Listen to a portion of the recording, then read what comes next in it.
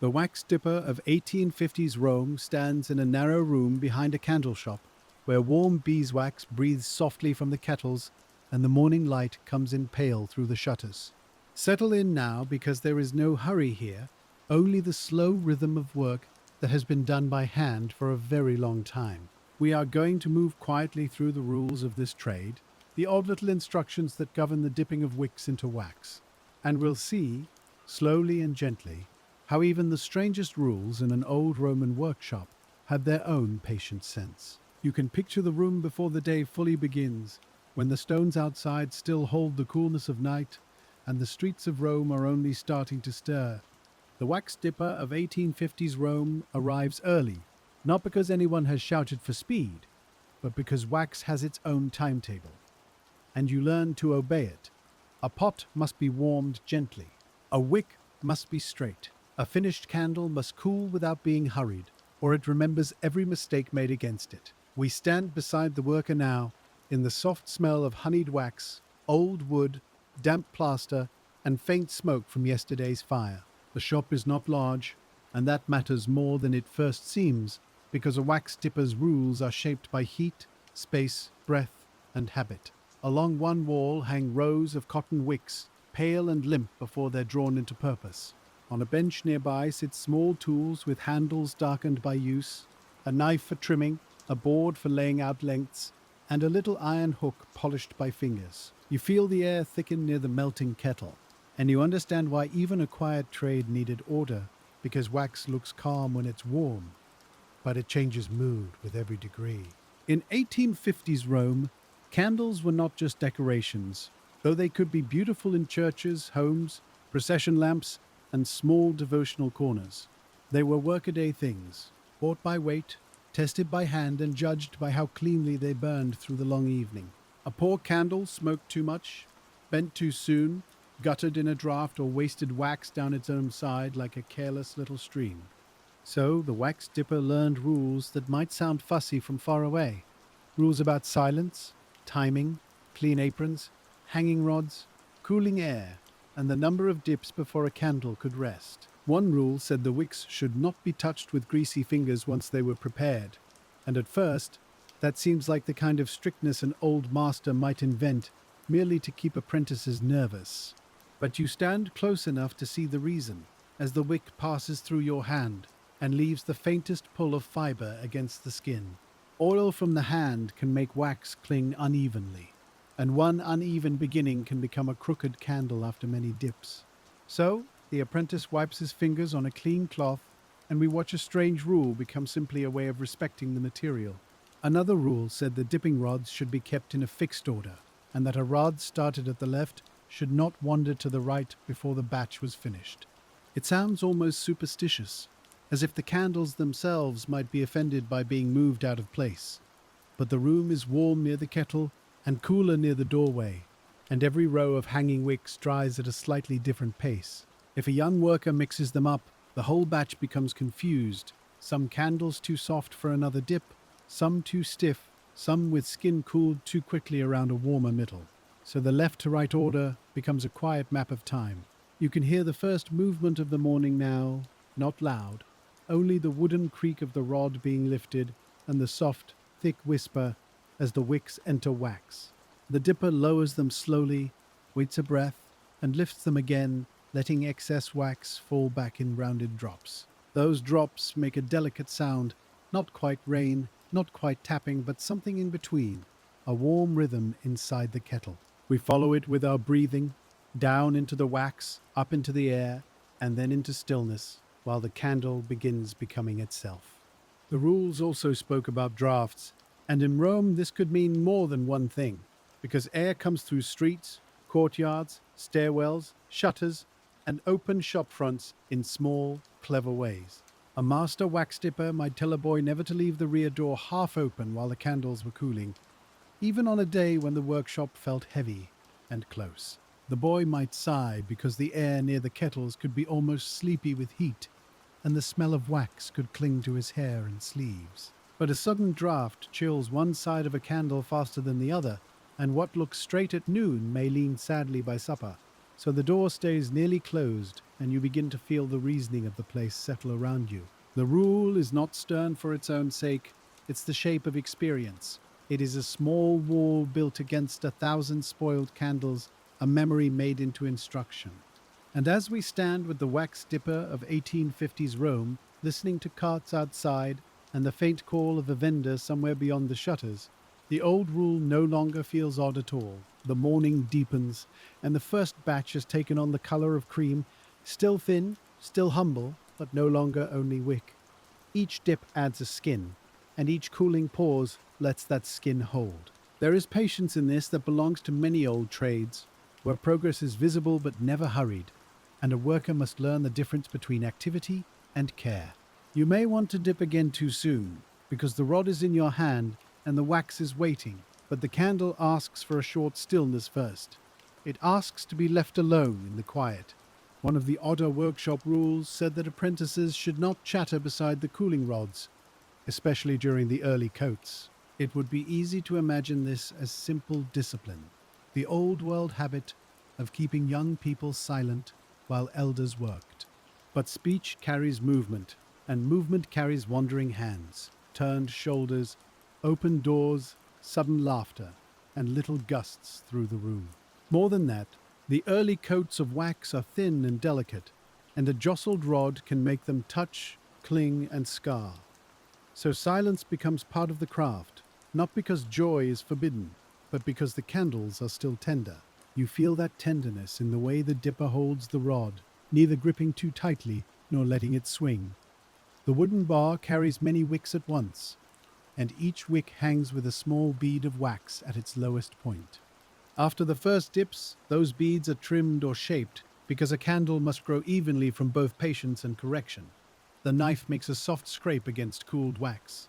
A few shavings fall onto the bench like pale curls, and the smell from them is cleaner, drier, less warm than the wax in the kettle. In a Roman candle shop, there could be differences between tallow work and wax work, between cheaper household light and finer candles meant for church use or careful domestic rooms. Beeswax was valued for its cleaner smell and steadier flame, and it carried a gentle sweetness that no one needed to explain.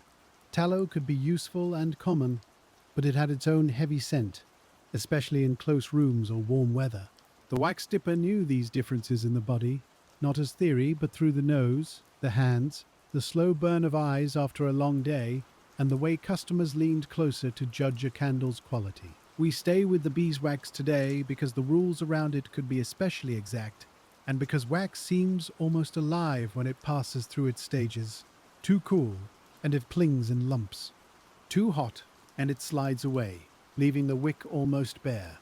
Warm enough, and it coats in a smooth layer that looks like nothing remarkable until you've ruined enough candles to know how good smoothness feels. The worker watches the wax with a calm face, and perhaps, after years of doing it, reads the surface the way a boatman reads water. There were no neat digital thermometers here, no little number glowing kindly on a device, no factory sensor making decisions from afar. The dipper learned heat by sight, smell, motion, and the memory of the hand held near the kettle. The surface should tremble lightly, not roll. The steam should not be heavy. The wax should fall from the wick in a certain ribboning way, slow enough to show body, quick enough not to clot. You stand beside him, and after a while we begin to understand that a rule about temperature is also a rule about attention. By mid-morning, the room has warmed, the street has grown louder, and the rules begin to turn from preparation toward the long repetition of making. The wax dipper of 1850s Rome has settled into the part of the day where time is measured by layers, not by clocks. Outside, hooves strike stone. A woman calls from a doorway, and somewhere a bell marks the hour with a sound softened by walls. Inside, the rod lowers and rises, while the candles slowly thicken under their pale coats.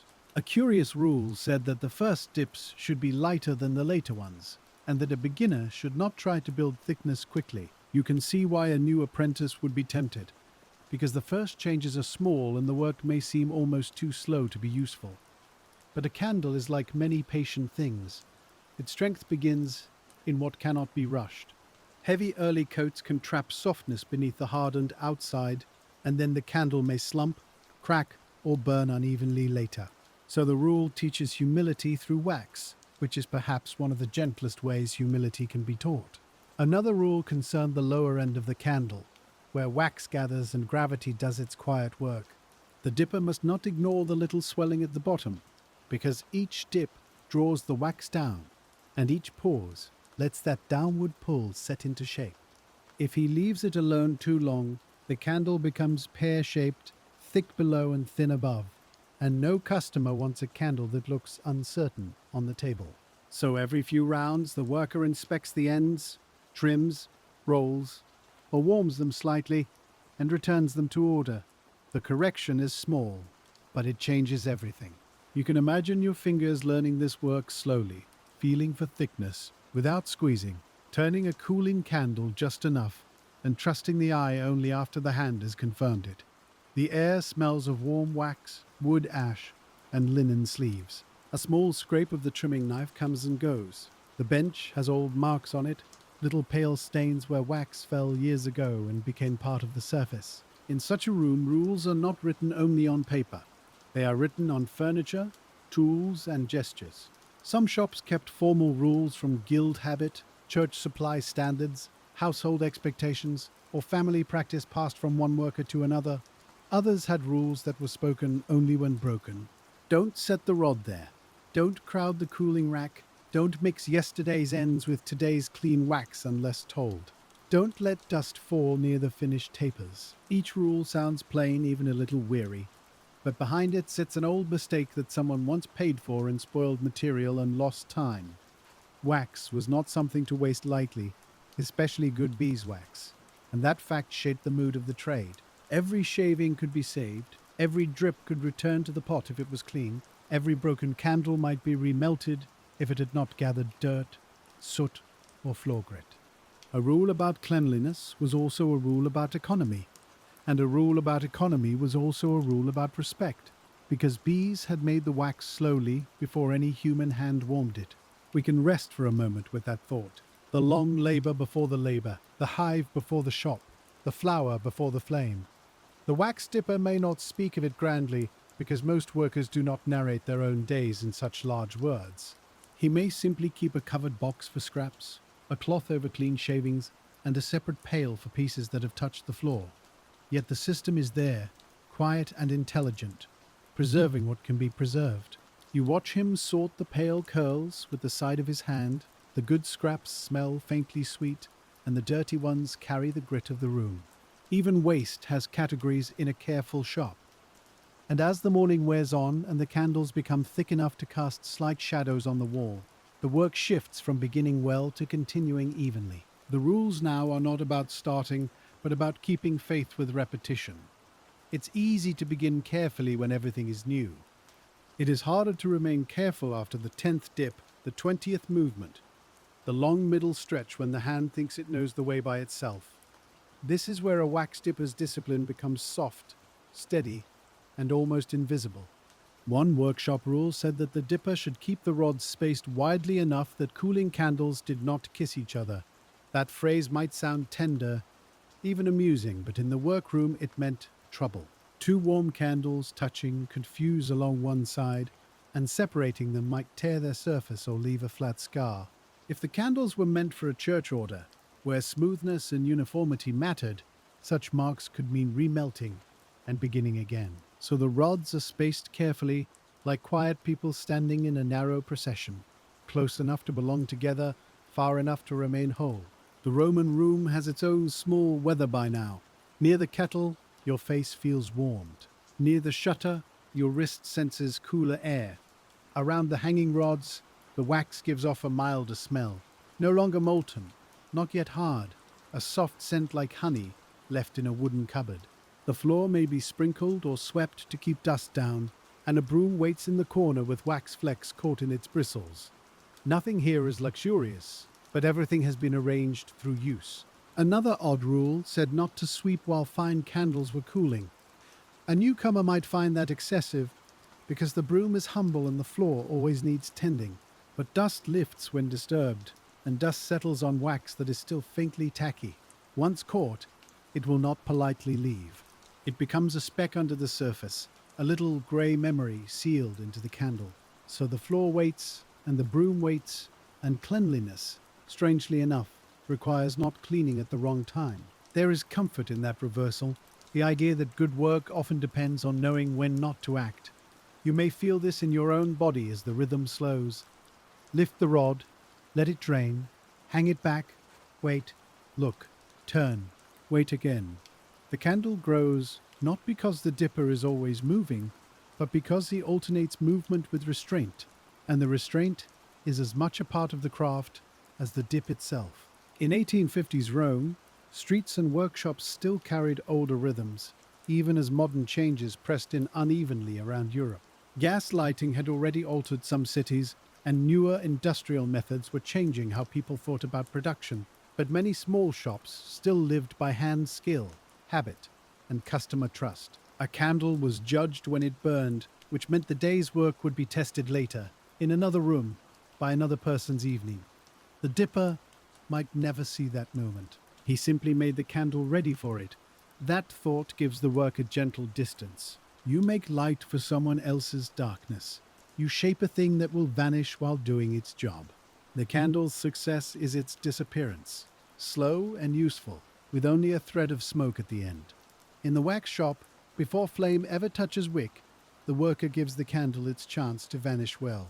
It is a quiet kind of generosity, hidden inside measurements, cooling racks, and rules that sound fussy until you see what they protect. By midday, the light through the shutters has shifted, and the wax dipper of 1850s Rome moves into the part of the work where the batch must be watched for uniform shape. The candles are no longer thin strings with hope around them. They have bodies now. They are pale, smooth, and faintly warm, with a firmness that increases each time the air touches them. We stand nearer the rack and look down the row, noticing tiny differences that would have been invisible an hour ago. One rule said that candles in the same order should be turned and dipped together, not mixed casually with another customer's batch. This might sound like shopkeeping neatness, and partly it was, because no merchant wants confusion when a church steward or household servant comes to collect paid work. But it was also practical. Different lengths, wick thicknesses, and intended uses required different amounts of wax, different cooling times, and sometimes different finishing methods. Mixing them could create a beautiful nuisance. A rack full of candles that looked similar in passing but behaved differently in use. The wick mattered greatly, and the rules around it could be exact enough to test a young worker's patience. A wick too thick could draw too much wax and make the flame smoke or flare. A wick too thin could drown in its own melted pool. The twist, fiber, dryness, and straightness all played their parts, and the dipper learned that the bright flame seen later begins in this pale cord handled quietly now. You touch a prepared wick between finger and thumb, and it feels almost too slight to carry such responsibility. There were rules about keeping wicks dry, because dampness was a small enemy with large consequences. In a city of stone rooms, courtyard wells, river air, winter chill, and laundry hanging from windows, moisture could enter things without being invited. A damp wick might resist wax or burn poorly, so the wicks were stored carefully, away from walls that sweated in cool weather, away from open windows, away from the careless splash of washing water. Such rules were not glamorous, but a good candle often begins with dryness you never see. You can smell the difference between dry fiber and damp fiber if you work long enough, just as you can feel the difference between a tool freshly wiped and one left with yesterday's residue. The shop teaches these things slowly. It teaches them through spoiled batches, through the master's quiet correction, through customers who return and say the candle smoked too much. The wax dipper listens, adjusts, and remembers. A trade like this is a conversation with materials, though the materials never speak in words. A midday meal may be simple, taken near the doorway or in a back corner once the wax is safe and the rods have been checked. Bread, perhaps, a little cheese, olives if there are some, wine watered enough for the working day, and the smell of the shop still on the hands. You eat carefully, because grease and crumbs do not belong near clean wax. Maybe you step outside where the Roman street is brighter, louder, and full of motion, and after the dim room, the sunlight feels almost startling on the eyes. Then you return to the soft interior, and the work receives you again. The rule about meals was likely plain in many places. Wash before returning to the wicks, keep food away from the bench, and don't bring oil or strong odors into the clean work. It sounds ordinary, but ordinary things guard the quality of the candle. Olive oil on fingers, cheese on a cloth, bread dust near warm wax. All these could become flaws if carelessly carried back. The worker may not call this contamination because that word belongs to a later laboratory mood, but he knows the thing itself. Keep clean what must burn clean. And when the meal is finished, and the body would rather rest than resume, the afternoon asks for a different patience. Morning had freshness to help it. Afternoon has habit, and habit can be kind if guided well. The wax dipper of 1850s Rome returns to his rods, checks the thickness with thumb and eye, and begins again in the warm, steady air. Now the rules about counting dips matter more, though counting is not always as simple as it sounds.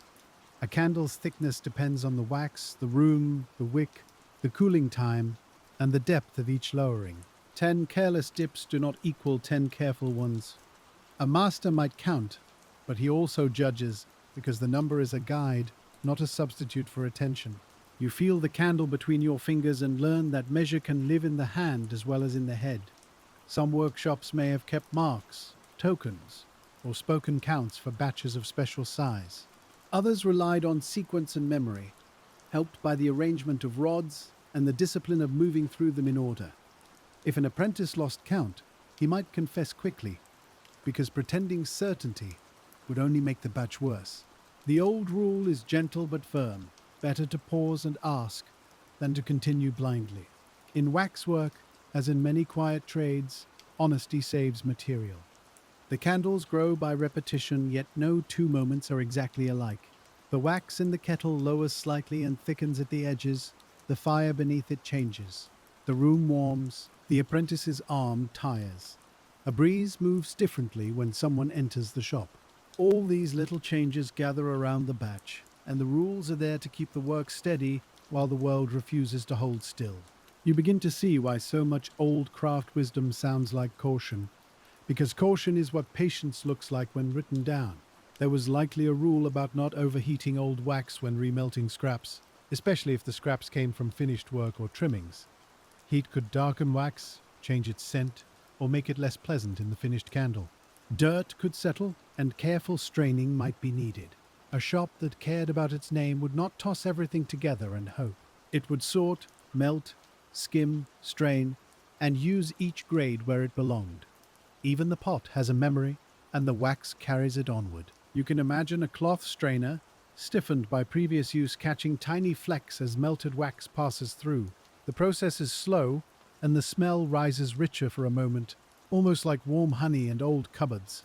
A worker wipes the rim of the vessel with a rag that belongs only to that task. Nearby, clean wax waits apart from lesser wax, and nothing is confused if the rules are followed. The order of the shop is not decorative. It's the quiet machinery of hand production. The afternoon light lays itself against the wall, and every candle shows a slightly different sheen. Some are still glossy from the last dip. Others have turned softly matte. The dipper knows which can return to the kettle and which must wait, because wax that is too soft will take the next layer badly, while wax that is too hard may not bind as smoothly. This is another strange rule that makes sense only when seen. Wait too little, and the candle sags. Wait too long, and the layer sits like a coat not quite belonging to the cloth beneath it. We let the waiting do its work. We hear the street beyond the shop settle into afternoon traffic. Wheels, footsteps, voices, and the occasional animal sound softened by thick walls. Inside, the cooling rods make no noise at all, but they hold the center of attention. It can be soothing to rest the mind there, on objects becoming ready without effort, on the fact that not all growth announces itself. The candles thicken in silence, and you don't need to ask them to hurry. By the later afternoon, when the first tiredness enters the wrist and shoulder, the wax dipper of 1850s Rome begins the finishing work that turns a batch from merely formed into saleable light. The rules become more particular now because the candle's body has been made, and rough handling at the end would waste the whole patient day.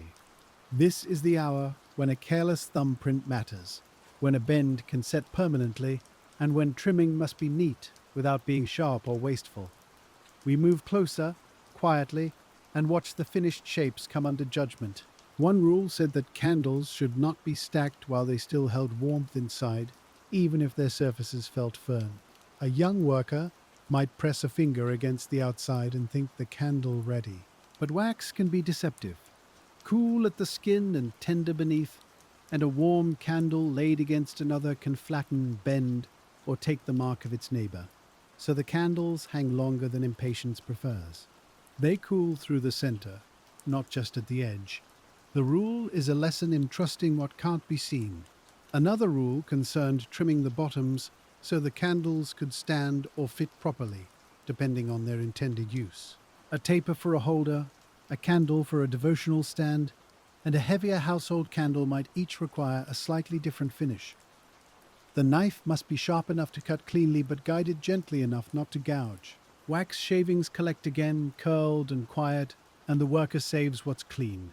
You hear the small repeated scrape, and after a while it becomes part of the room's breathing. The top end receives attention too, because the exposed wick must be neither too long nor buried too deeply. Too much wick can smoke at first lighting. Too little can frustrate the person trying to light it. The wax dipper trims with an eye toward a future hand he may never meet, someone standing at dusk with a spill, taper or match, wanting the flame to take cleanly. That unseen person is part of the workshop, though absent. Much good work is like that, shaped for a stranger's ease. In Rome, candles lived in many kinds of rooms: plain kitchens, quiet chapels, small bedrooms, shop counters, religious houses, and tables where families mended, read, prayed, or simply sat together after dark. The wax dipper might supply some candles for devotion, some for ceremony, some for daily necessity, and perhaps some for households that chose beeswax when they could afford its cleaner burn. Each candle carried the same patient making into a different evening. The shop does not know all those evenings, but it prepares for them anyway. There may have been rules about keeping church orders especially clean, straight, and uniform, because candles used in worship carried both practical and symbolic weight. A smoky, crooked, or badly made candle could distract in a place where steadiness mattered. The wax dipper did not need to make a sermon of this. He simply selected good wax, watched the wick, controlled the heat, and finished the surface with care. Sometimes reverence arrives as plain competence, repeated until it becomes almost invisible. You can feel the day slowing toward that invisible reverence now. The air has changed from the lively warmth of production to the drier calm of completion. Finished candles rest on racks or hang in rows, pale against the dim interior. The kettle may still hold wax, but its urgency has passed. A cloth is folded, a knife is wiped, scraps are gathered. The worker's hands smell faintly sweet, even after washing, because some trades follow you home in scent. And as the sun lowers and the stones outside begin to release the day's heat, the rules turn toward closing the shop without losing tomorrow. The wax dipper of 1850s Rome knows that a careless ending makes a difficult morning just as surely as a careless beginning spoils an afternoon. So we follow the last routine, not as an ending yet, but as another kind of work. The day must be put away in the same orderly spirit with which it was opened. A rule about covering wax may seem obvious, but in a small shop it matters deeply. Dust, ash, insects, splinters, wick fibers, and the ordinary floating life of a city can all find their way into an uncovered pot. The wax that looked pure in the afternoon can look tired by morning if neglected. So the worker lets it cool to the right stage, covers it properly, and keeps clean wax apart from the coarser remelted stock. He is not just storing material, he is preserving tomorrow's patience. There are rules about fire too, quiet ones, practical ones, born from centuries of shops, kitchens, lamps, and hearths. The heat that softened wax all day must be reduced, watched, and left safely. Coals are spread or covered according to the stove or brazier being used. Ash is handled carefully, rags are kept where they belong. The work has been gentle, but warmth still deserves respect, and the wax dipper gives it that respect without drama, simply by doing each small thing in order. The smell of the room changes as the fire falls. Warm wax becomes cooler wax. Smoke thins. The damp scent of stone returns from the walls. Outside, evening voices gather, and the street that was bright at midday begins moving toward lamplight, candlelight, and the softer sounds of home. You may feel how fitting it is that the candle maker's day ends just as the candle's purpose begins elsewhere. The worker closes one world of light so another can open. A final rule, and perhaps the most human, is that finished candles should be counted and checked before the mind grows too tired. Counting at the end of a long day can feel tedious, especially when the body wants food, water, and a place to sit. But mistakes made here travel outward. A short order disappoints a customer. A flawed candle included by accident reflects on the shop. A batch mixed with another batch creates confusion in the morning. So the worker counts slowly, touches each candle, and lets attention make a last round. The candles may be bundled, wrapped, boxed, or left to cure further, depending on their size and purpose. Their surfaces are cool now, but not lifeless.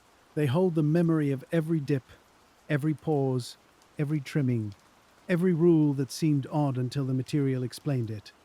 You look at them and see not just objects, but accumulated patience made visible.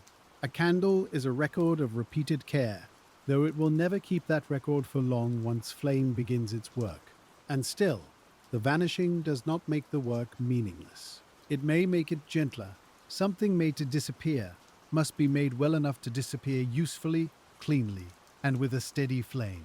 The wax dipper of 1850s Rome understands this without needing to say it. He puts away the rods, saves the shavings, covers the wax, checks the fire, and leaves the room ready to begin again when morning loosens the shutters. Now the workshop rests, but we remain for a little while in the fading warmth, because old places often reveal themselves after the hands have stopped moving. The bench is quiet. The kettle is dull and still. The rows of candles wait in pale order, each one shaped by rules that were never as strange as they sounded. Outside, Rome settles into evening, with footsteps passing over stone and voices softening at doorways. Inside, the scent of beeswax lingers like a low golden note. You can imagine returning here tomorrow, when the shutters open again and the cool morning air touches the room before the fire is lit. The rules will still be here, waiting patiently. Keep the wicks dry, keep the rods in order.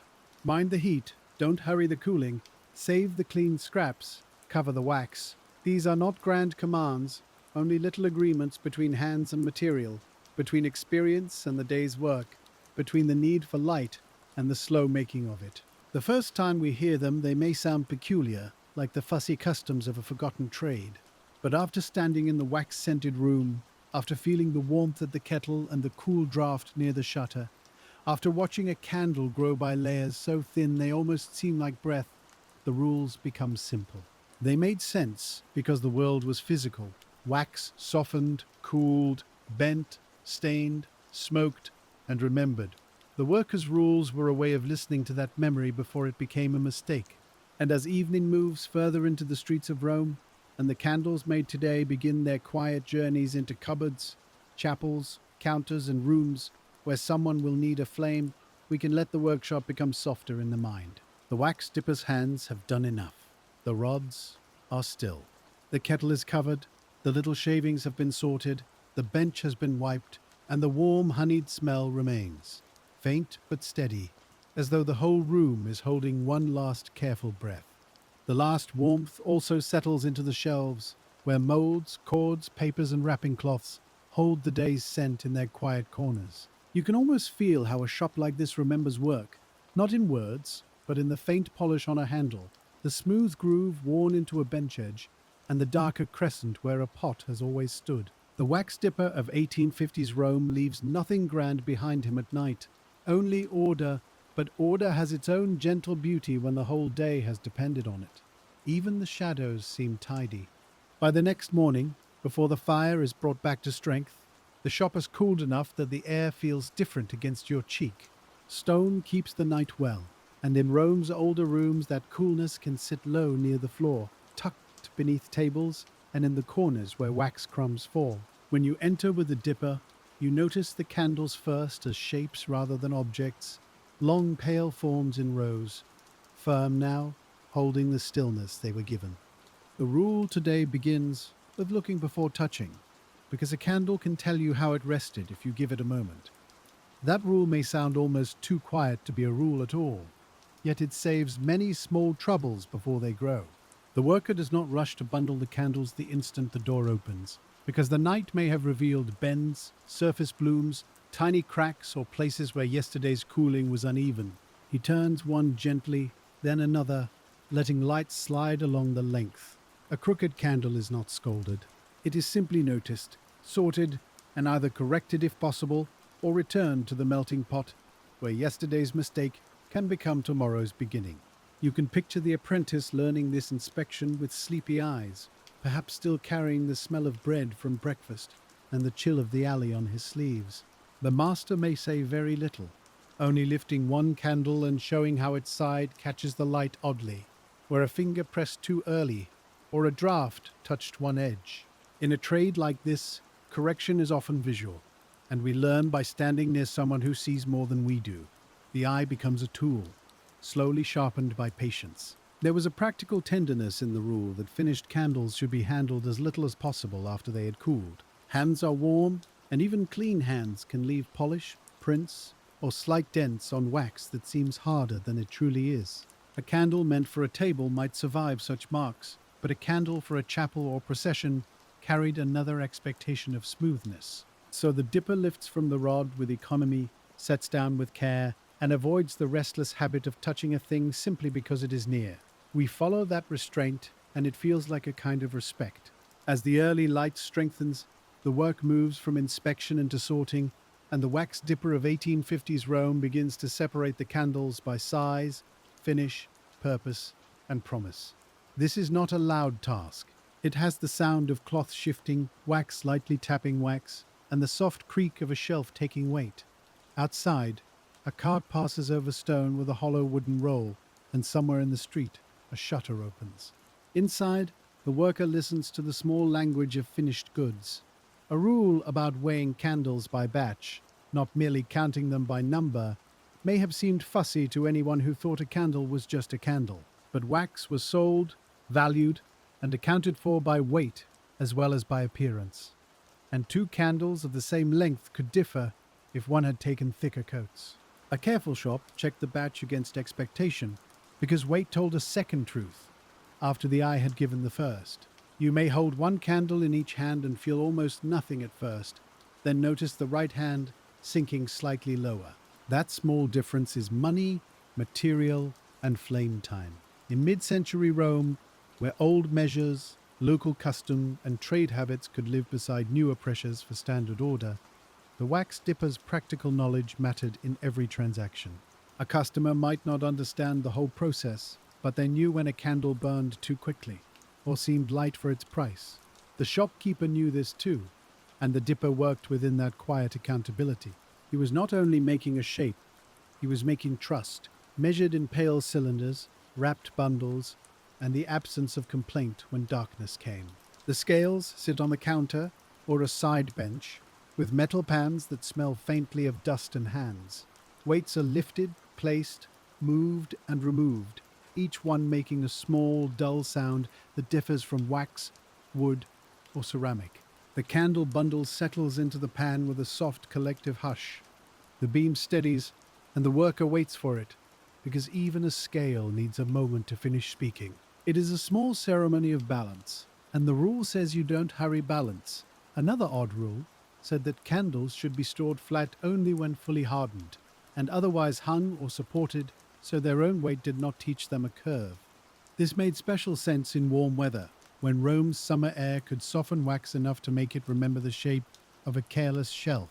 You may imagine a bundle tied too soon, placed near a sun-warmed wall, and found later with each candle gently bowed like reeds by water.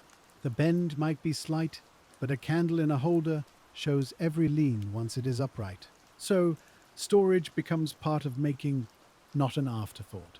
The shop has places for different stages of readiness, and you learn those places the way you learn rooms in a familiar house. Freshly dipped candles have their airy rack, finished but resting candles have a cooler shelf. Wrapped orders sit apart from loose stock. Scraps are kept away from clean goods, and lower grade wax is never allowed to wander into the company of finer work. Nothing about this is dramatic, but the calm depends on it. When every object knows its place, the mind can soften. And as the day opens fully, the rules carry us beyond the dipping room and toward the front of the shop, where candles meet customers, prices, promises, and the ordinary needs of the city. The wax dipper of 1850s Rome may not always be the one who sells, yet his work stands there, in plain sight, ready to be judged by hands that did not make it. You can feel the difference between the back room and the front, between warm making and cooler exchange. The air near the door smells of street dust, leather, damp stone, and perhaps flowers from a passerby's basket. One rule, often learnt through embarrassment, was to keep sample candles separate from stock meant for sale. A candle handled all day by customers, servants, parish assistants, or curious neighbors would lose its clean finish quickly, gathering fingerprints, dust, and small dents. It might still burn, of course, but it no longer represented the careful surface of the batch. So one candle could be offered for looking, measuring, or comparison, while the rest remained wrapped or shelved.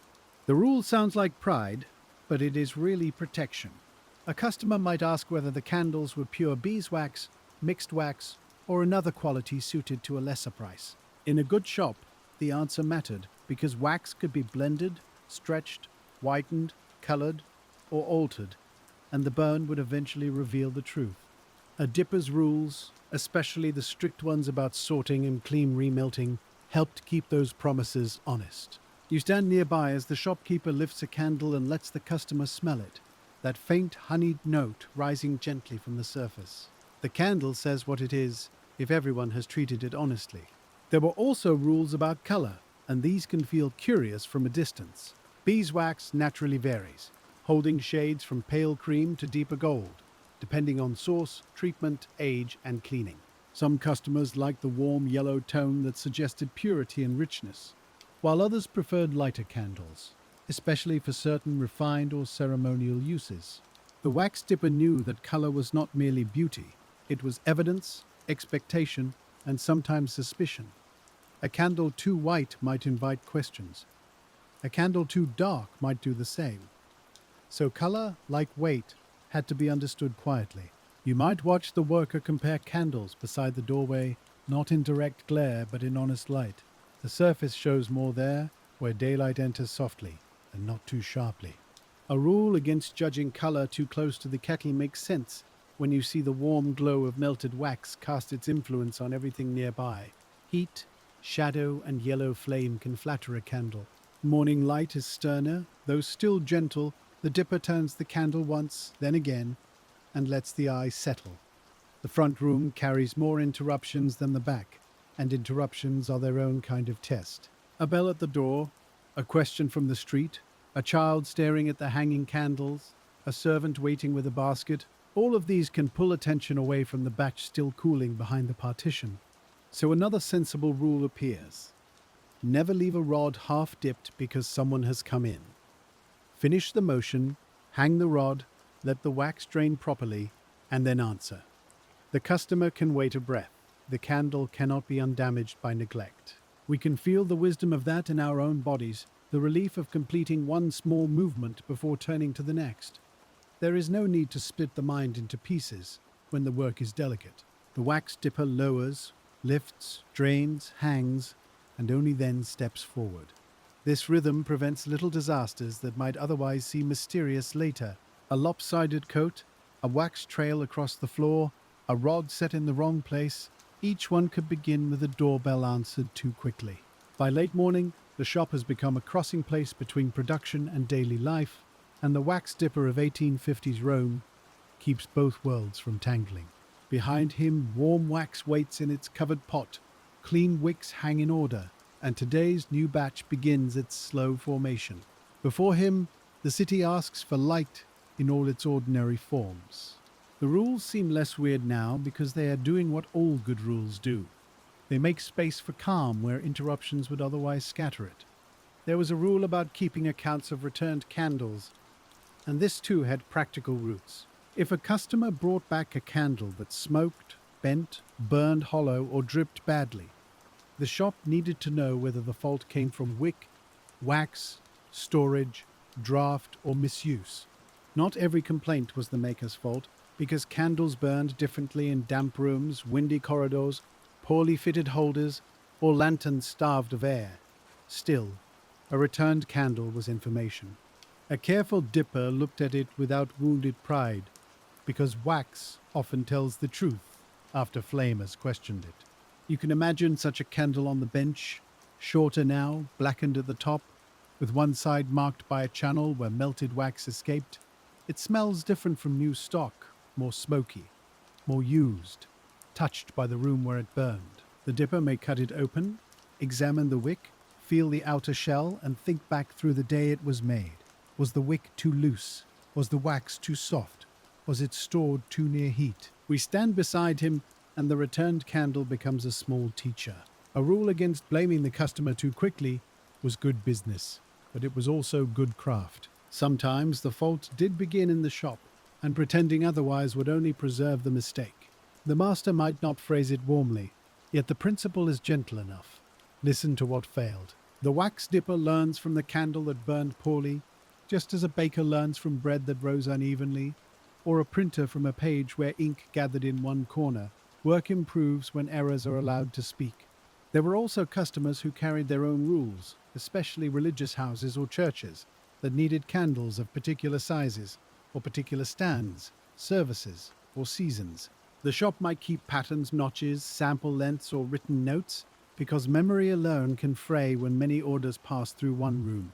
A candle for one altar might look much like a candle for another, but a small difference in width could matter when the holder was old and exact. So measurement became an act of service. The dipper did not simply make a candle, he made it belong somewhere. The measuring board has its own worn marks, perhaps darkened by wax and hand oil through years of use. You lay a candle along it and see how the end meets the notch.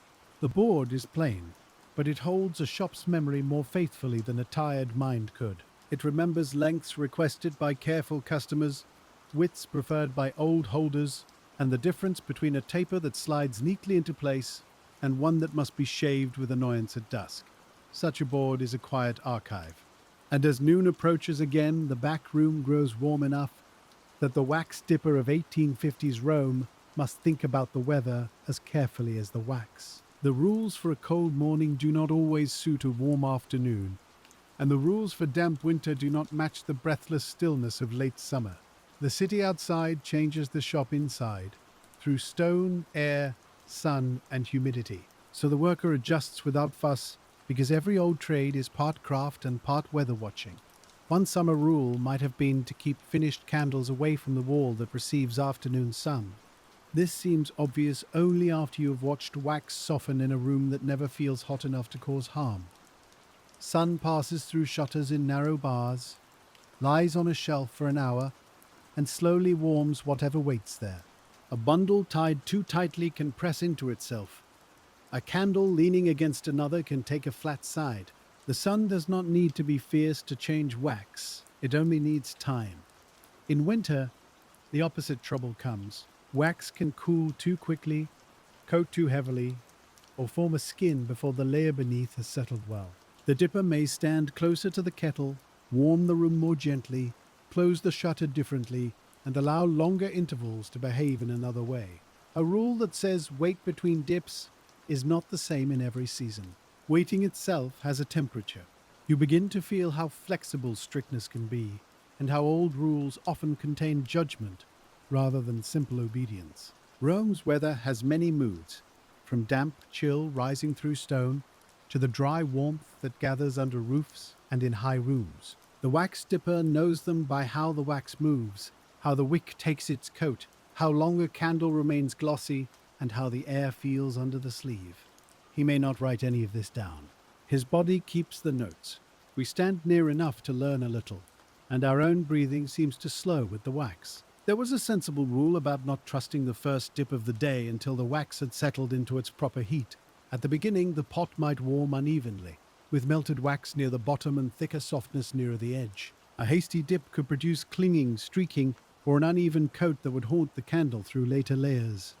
So the worker stirs gently, waits, watches the surface, and perhaps tests a short wick before committing the whole rod. The first movement is a question, not yet production. That test wick might hang aside, a small private note from the morning. It has no pride of place, no ceremonial meaning, yet it protects the batch.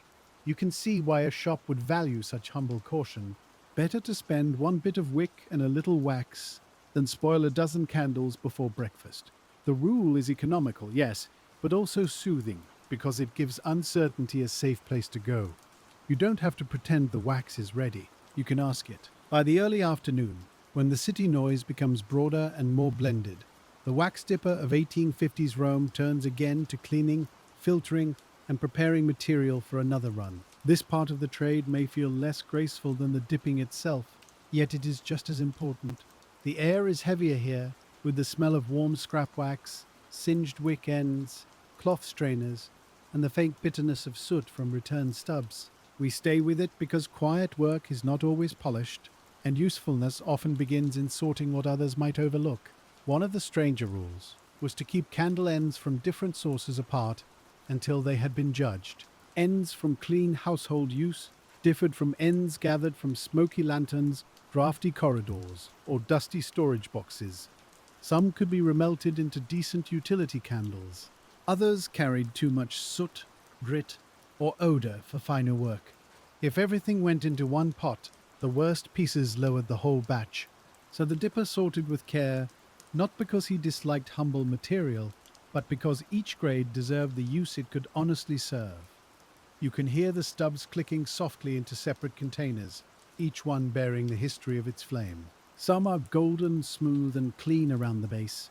Others are darkened, bent, or gritty. A few smell strongly of the places where they burned, perhaps kitchen smoke, lamp oil nearby, damp plaster, or a closed room where air moved poorly. The worker's fingers learn to recognize these differences quickly. Nothing is wasted if it can be used well, but not everything belongs in the same future. The rule about skimming melted wax makes sense when you watch impurities rise, or gather where heat and stillness allow them to appear. The worker does not jab at the surface, or stir dirt back into the body of the pot. He waits, draws off what must be removed, and lets gravity help. A cloth, a ladle, a cooling basin. Each object participates in this slow clarification. The process is not as pretty as a finished taper, but it carries its own quiet satisfaction. A shop's reputation could rest partly on such unseen work. Customers rarely asked how scraps were sorted or how wax was strained, but they noticed if candles smelled smoky, burned unevenly, or looked dull and flecked. The hidden labor protected the visible product. We can rest with that thought, because many lives include such tasks, the things no one praises because, when they are done well, trouble simply fails to appear. The wax dipper's clean candle is also the absence of grit, odor, and careless mixing. Another rule warned against letting water enter the wax, even in small amounts. Water and hot wax are poor companions, and damp tools can spit, sputter, or cause irregularities that make work messy and unsafe. A ladle washed and not dried, a cloth stored in a damp corner, or a pot covered while still wet could bring needless difficulty. So tools are dried thoroughly, and cleaning has to finish before use begins. The rule sounds severe until you hear the sharp little complaint of moisture meeting heat. The worker knows that sound and avoids it. A tiny hiss can make the room pause. It is not a dramatic danger in the ordinary handling of a careful shop, but it is a warning, and warnings in old workshops are best accepted early. Dry the ladle, dry the cloth, keep the cover away from rain, store the wicks where stone damp cannot creep into them. The body learns these instructions as naturally as it learns where the step is uneven near the door.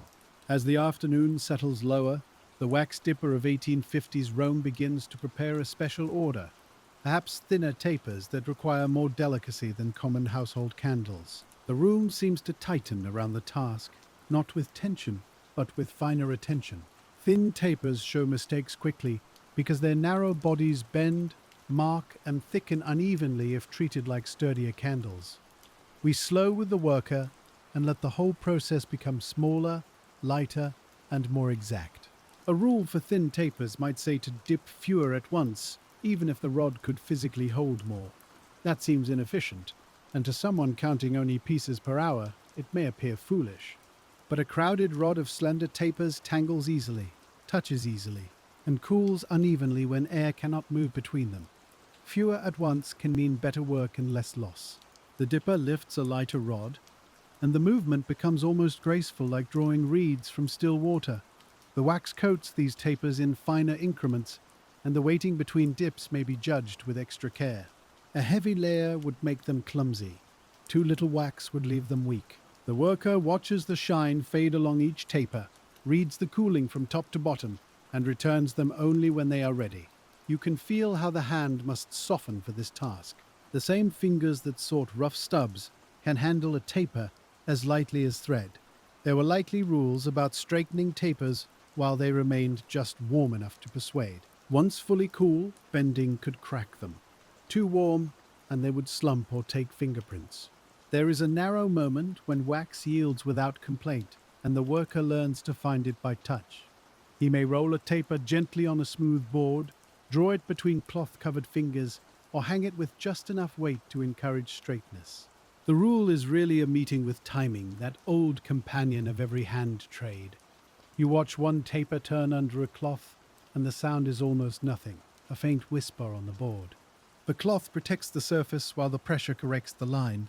Outside, a bell rings somewhere beyond the roofs, and the note floats into the shop, softened by distance. Inside, the worker keeps his eyes on the taper.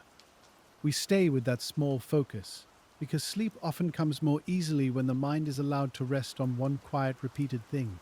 A strange rule about not admiring the work too soon also makes sense here. When a taper begins to look beautiful, the temptation is to hold it up, compare it, show it, and feel the pleasure of progress. But handling interrupts cooling, and admiration can become carelessness if it arrives before the work is complete. So beauty is acknowledged by continuing properly. The dipper lets the taper hang, gives it the next coat, trims only when needed, and saves full satisfaction for the end. It is a modest kind of discipline, and as the special order takes shape, the room's rhythm becomes gentler still, with longer pauses and finer movements, until the work feels almost like listening.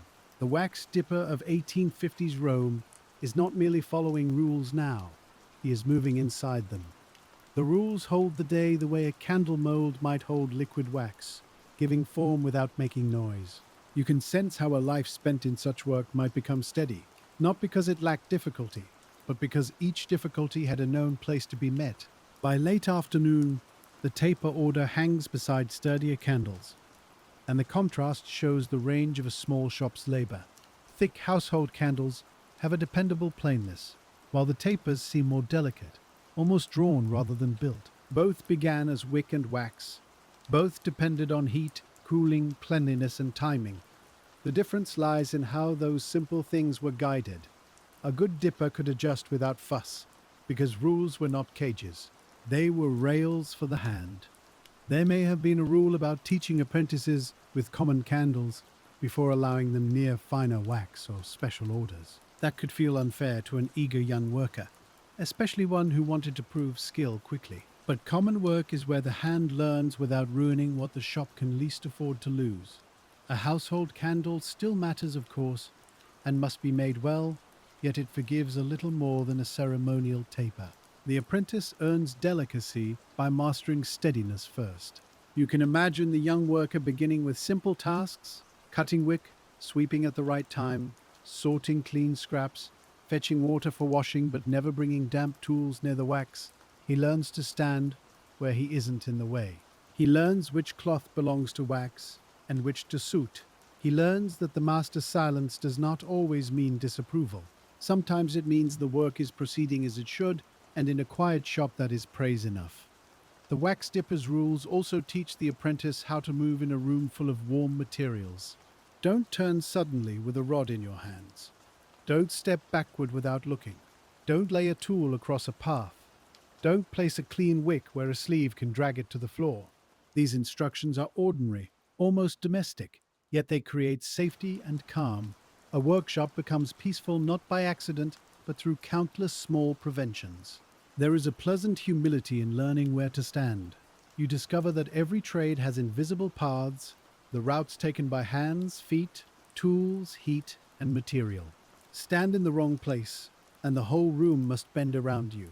Stand well, and the work flows past like a narrow stream around a smooth stone. We move with the apprentice now, not as master, but as someone slowly becoming less awkward in the presence of wax, fire, wood, and time. A rule about repeating instructions aloud may have helped prevent mistakes in a noisy shop or during large orders. The master says, "These are for the chapel near the bridge," and the apprentice repeats the length, number, and finish before cutting wicks. It sounds formal, but memory is softened by heat and routine, and a spoken echo can save a batch. We hear that murmur in the room, low and practical, not ceremonial. Words become another tool, used sparingly so the hands can remain calm. As evening begins to gather again, and the day's instruction settles into the apprentice's shoulders, the wax dipper of 1850s Rome turns toward the records, notes, and little shop habits that preserve work beyond one memory. Not every shop had elaborate books, but every enduring workshop needed some way to remember obligations.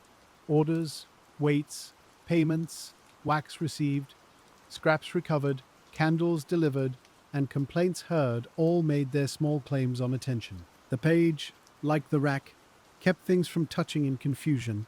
The account book may smell of paper, dust, waxed fingers, and ink that has dried into brownish lines. Its cover is worn at the corners, and its pages may hold numbers, names, marks, or abbreviations that make perfect sense to those who live with them. A rule about keeping the book away from the wax bench is plain enough after one accident. A splash of wax can seal a number forever. A greasy thumb can blur a name. So the book sits apart, near the counter, where business belongs. You can see the worker or shopkeeper lean over the page as the light fades, perhaps moving closer to the door or a lamp to catch enough glow. The pen scratches softly. A candle made in the shop may be burning nearby, giving back a little of the day's labor, so the day can be recorded. That has a satisfying circle to it, wax light falling on wax accounts, the product helping preserve the memory of its own making. The flame is small, but the circle feels complete. A rule against trusting memory overnight would have been wise, because fatigue is a quiet thief. At the end of the day, the worker may believe he will remember which bundle needs trimming, which customer asked for a different length, or which wax was strained twice. By morning, the certainty may have dissolved. So a mark is made, a string tied, a bundle placed in a certain spot, or a note scratched into the book. The rule is not distrust of the worker. It is kindness toward tomorrow's tired mind. There is comfort in such systems because they admit human limits without scolding them. You do not have to remember everything if the room helps you remember. The marked shelf, the covered pot, the separate scrap box, the left to right rods, all of these are memory made physical. We can feel the tenderness in that, though no one in the shop may say it. Good order is sometimes a way of caring for the person you will be in the morning. The records also reveal how candles connect the shop to the wider city. An order may belong to a convent, a family, a tavern, a small chapel, or a merchant who needs steady light for evening accounts. Each name on the page suggests a room elsewhere in Rome where darkness arrives at its own pace. The wax dipper does not visit them all. Still, his work travels there flame by flame, and the rules of his shop become quiet companions in other people's nights. And as the account book closes, and the last marks of the day dry in the dimming light, the wax dipper of 1850s Rome returns once more to the room behind the shop. The candles are still. The rods are in their places. The kettle is covered, and the fire is nearly done. We follow him because endings have details too, and a well-ended day is one that lets sleep come without unfinished worry tapping at the mind. One last rule concerns the floor, which may finally be swept, now that warm wax and fine surfaces are safe from lifted dust.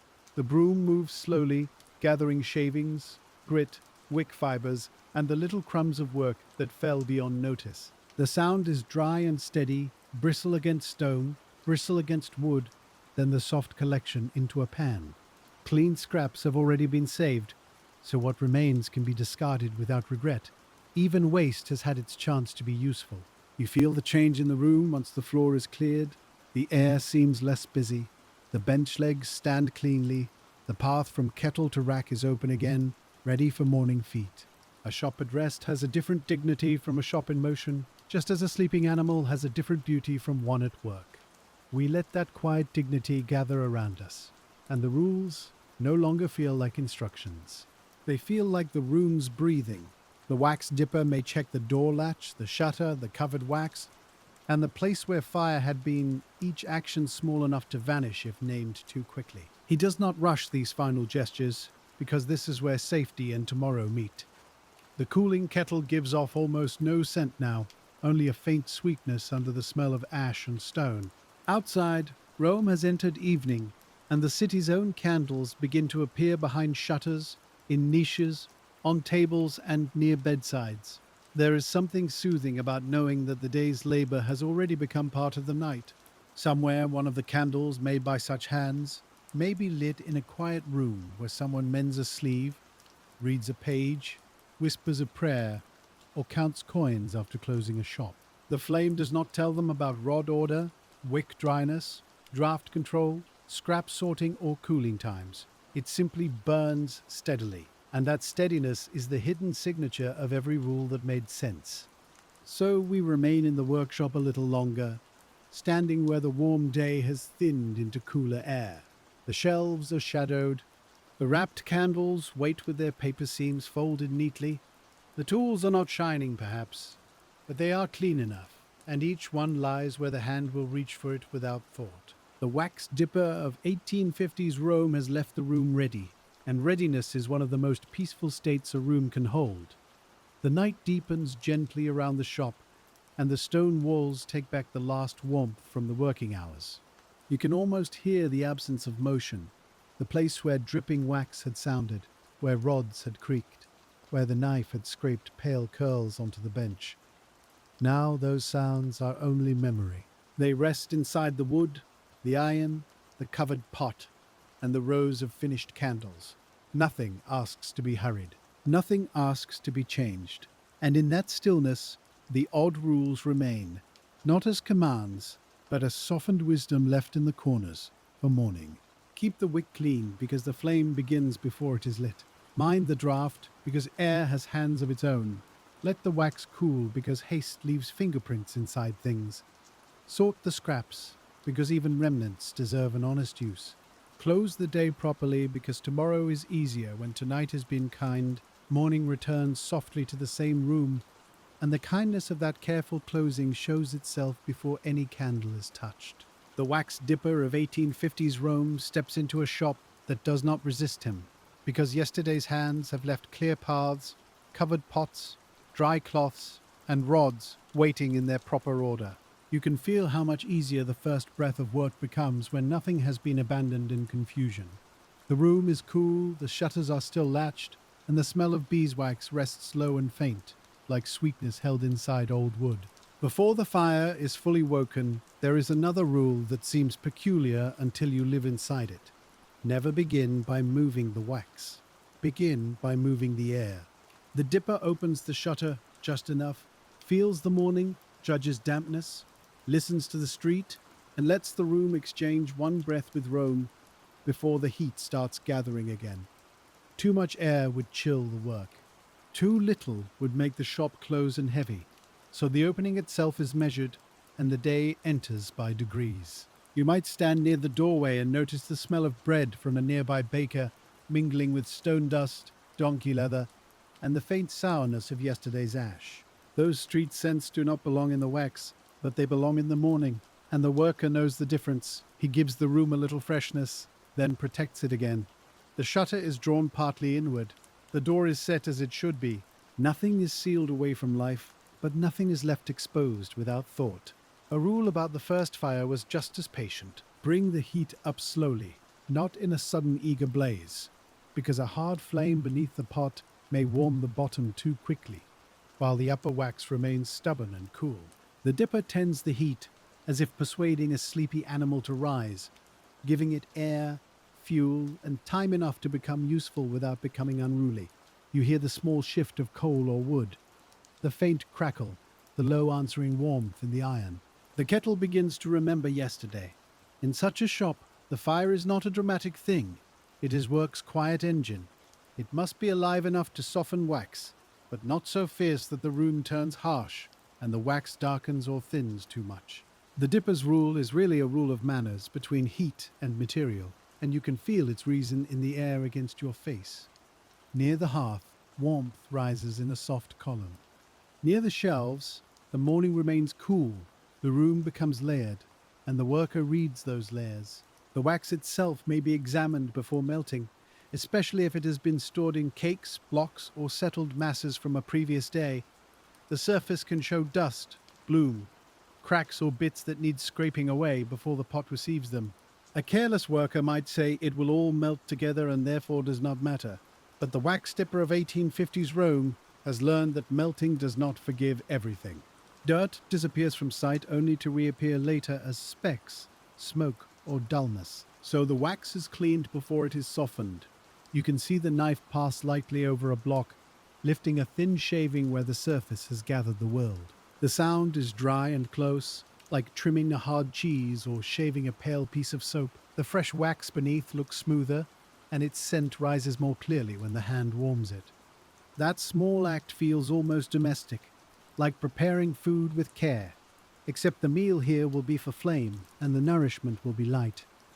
Another rule concerned the mixing of wax from different purchases, hives, or suppliers. Blend too casually, and the candles in one batch may cool unevenly, color strangely, or burn in ways that surprise the shop later. But refuse to blend wisely, and you may never achieve the consistency customers expect. So the dipper or master uses judgment, combining waxes when their qualities suit each other, and keeping them apart when they do not. The rule is not simply yes or no. It is a slow conversation with color, scent, hardness, and trust. The wax may come in with stories attached, though not always spoken aloud. Some has traveled through merchants, some from local beekeepers, some perhaps from religious houses or estates that keep hives, and each source brings its own shade of field and flower. The worker may not know every meadow behind it, yet his nose and hand sense difference. One wax is deeper yellow, another is paler and firmer, a third carries a faint, earthy note that might be fine for common candles, but less welcome in a chapel order. The shop receives all this quietly. As the fire grows steadier and the first wax softens around the edges of the pot, the wax dipper of 1850s Rome turns to the wicks again. The rule here is simple enough to sound almost childlike. Count twice before cutting once. But wicks are lengths of future work, and a mistake at this stage multiplies through the day. A little too short, and the whole candle fails its purpose. Too long, and wax and time are wasted. Count, measure, cut, and keep the ends even. The measuring line may be a marked board, a nail set into the bench, or simply a practice span checked against a reliable guide. You draw the cotton along the measure and feel the soft drag of fiber between your fingers. A good wick does not announce itself. It lies straight, takes the twist well, and waits. The knife cuts with a muted snap. Many pieces gather in a pale row, and already the day's batch exists in a faint, thread-like form before wax has touched it. One curious rule said to reject a wick that insists on curling, even if its length is correct and its fiber seems sound. Such a wick may pull sideways inside the candle, leading the flame off-center and causing uneven burning later. It feels wasteful to set aside something almost right, but almost right can become persistently wrong when sealed under layers of wax. The dipper tests the line, smooths it once, and if it twists back stubbornly, he puts it with lesser uses. The flame deserves a straight path. There is a softness in the way this judgment is made. The worker does not need anger at the crooked wick. He has seen too many small faults become larger ones. He simply sorts it where it belongs, and we can take comfort in that unemotional clarity. Not every piece must serve the finest purpose. Some materials are honest in humbler work. The rule preserves quality without turning the shop cruel. Once cut, the wicks may be hung, weighted, paired, or looped over rods, depending on the candle being made. This part of the process has a delicate sound. Fibers brushing wood, rods clicking lightly into supports, the worker's sleeve moving over the bench. The wax in the kettle is warmer now, and its smell grows fuller, touching everything in the room. You may feel your own thoughts begin to lengthen and slow, because repetition has entered again, and the day's first ordered pattern is forming. There was likely a rule against letting prepared wicks drag across the bench after they had been arranged. A bench may look clean and still carry crumbs, dust, dried wax, ash, or the fine grit brought in on sleeves. The wick is absorbent in its quiet way. It can pick up what it touches, and then the candle carries that small impurity inside itself. So the wicks hang free. They do not trail. They do not brush the floor. Their cleanliness is guarded before it can be seen. You can imagine the apprentice being corrected for this with a glance more than a speech. The master lifts the fallen wick, shows the grey mark near its end, and places it aside. The lesson arrives without drama. A wick must be treated as if it already contains the flame, because in a sense it does. The future burn begins in how the unburned fibre is handled. In this shop, even what has not happened yet receives care. As the morning work settles into its first true rhythm, the wax dipper of 1850s Rome tests the softened wax with the patient attention of someone listening through the hand. The surface has changed from dull firmness to satin movement, not quite liquid enough at first, then gradually loosening into a warm pool. A thin film clings to the side of the pot where yesterday's level cooled. The dipper scrapes or folds it back gently because edges heat differently, and the pot should become one body before the first rod descends. The rule against rough stirring may seem minor, especially to someone who wants the wax evenly melted at once. But rough stirring can trap air, lift sediment, splash the sides, and cool the surface in unhelpful ways. A slow stir is enough when time is allowed to help. The worker moves the tool along the bottom, around the edge, and through the middle, feeling thicker places yield. The wax answers with a heavy silkiness, and the kettle's scent deepens into a golden warmth. A test dip comes first, as it did before, but today we linger over it longer. One wick, or a few, enter the wax and emerge wearing a thin, shining coat. The dipper watches how the wax drains, how quickly the shine dulls, and whether the layer forms smooth or ridged. It is like reading a short note from the material before beginning the full letter of the day.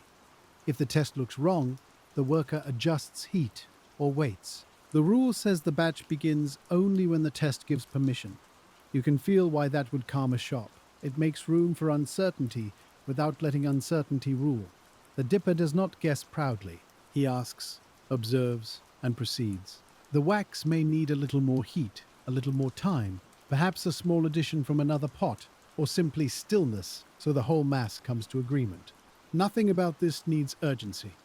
The candle's eventual flame will be steady because its making began with this unhurried question. Then the first full rod is lifted. The wicks hang like pale rain beneath it, each one straightened by its own small weight. The worker lowers them into the wax in a single smooth motion, not plunging, not hesitating halfway, because hesitations can mark the coat. The wax rises around the wicks. For a breath, they vanish. Then they emerge shining, threads turned into beginnings, and the excess falls back in rounded drops that sound soft against the liquid below. A rule said not to shake the rod to hurry the draining, and once you see the motion attempted, the reason is plain. Shaking makes uneven thickness, sends droplets where they do not belong, and can twist the wicks against each other. The correct movement is a pause, a gentle lift, and a patient angle that lets wax return by gravity. The worker stands still enough that his stillness becomes part of the tool. You notice how much craft lies in not adding unnecessary motion. The rod is hung in its place, and the next rod is taken only after the first has settled.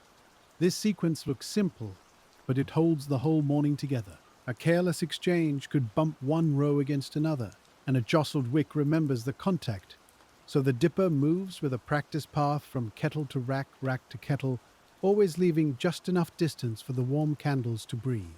We stand aside and learn the invisible lanes of the room again.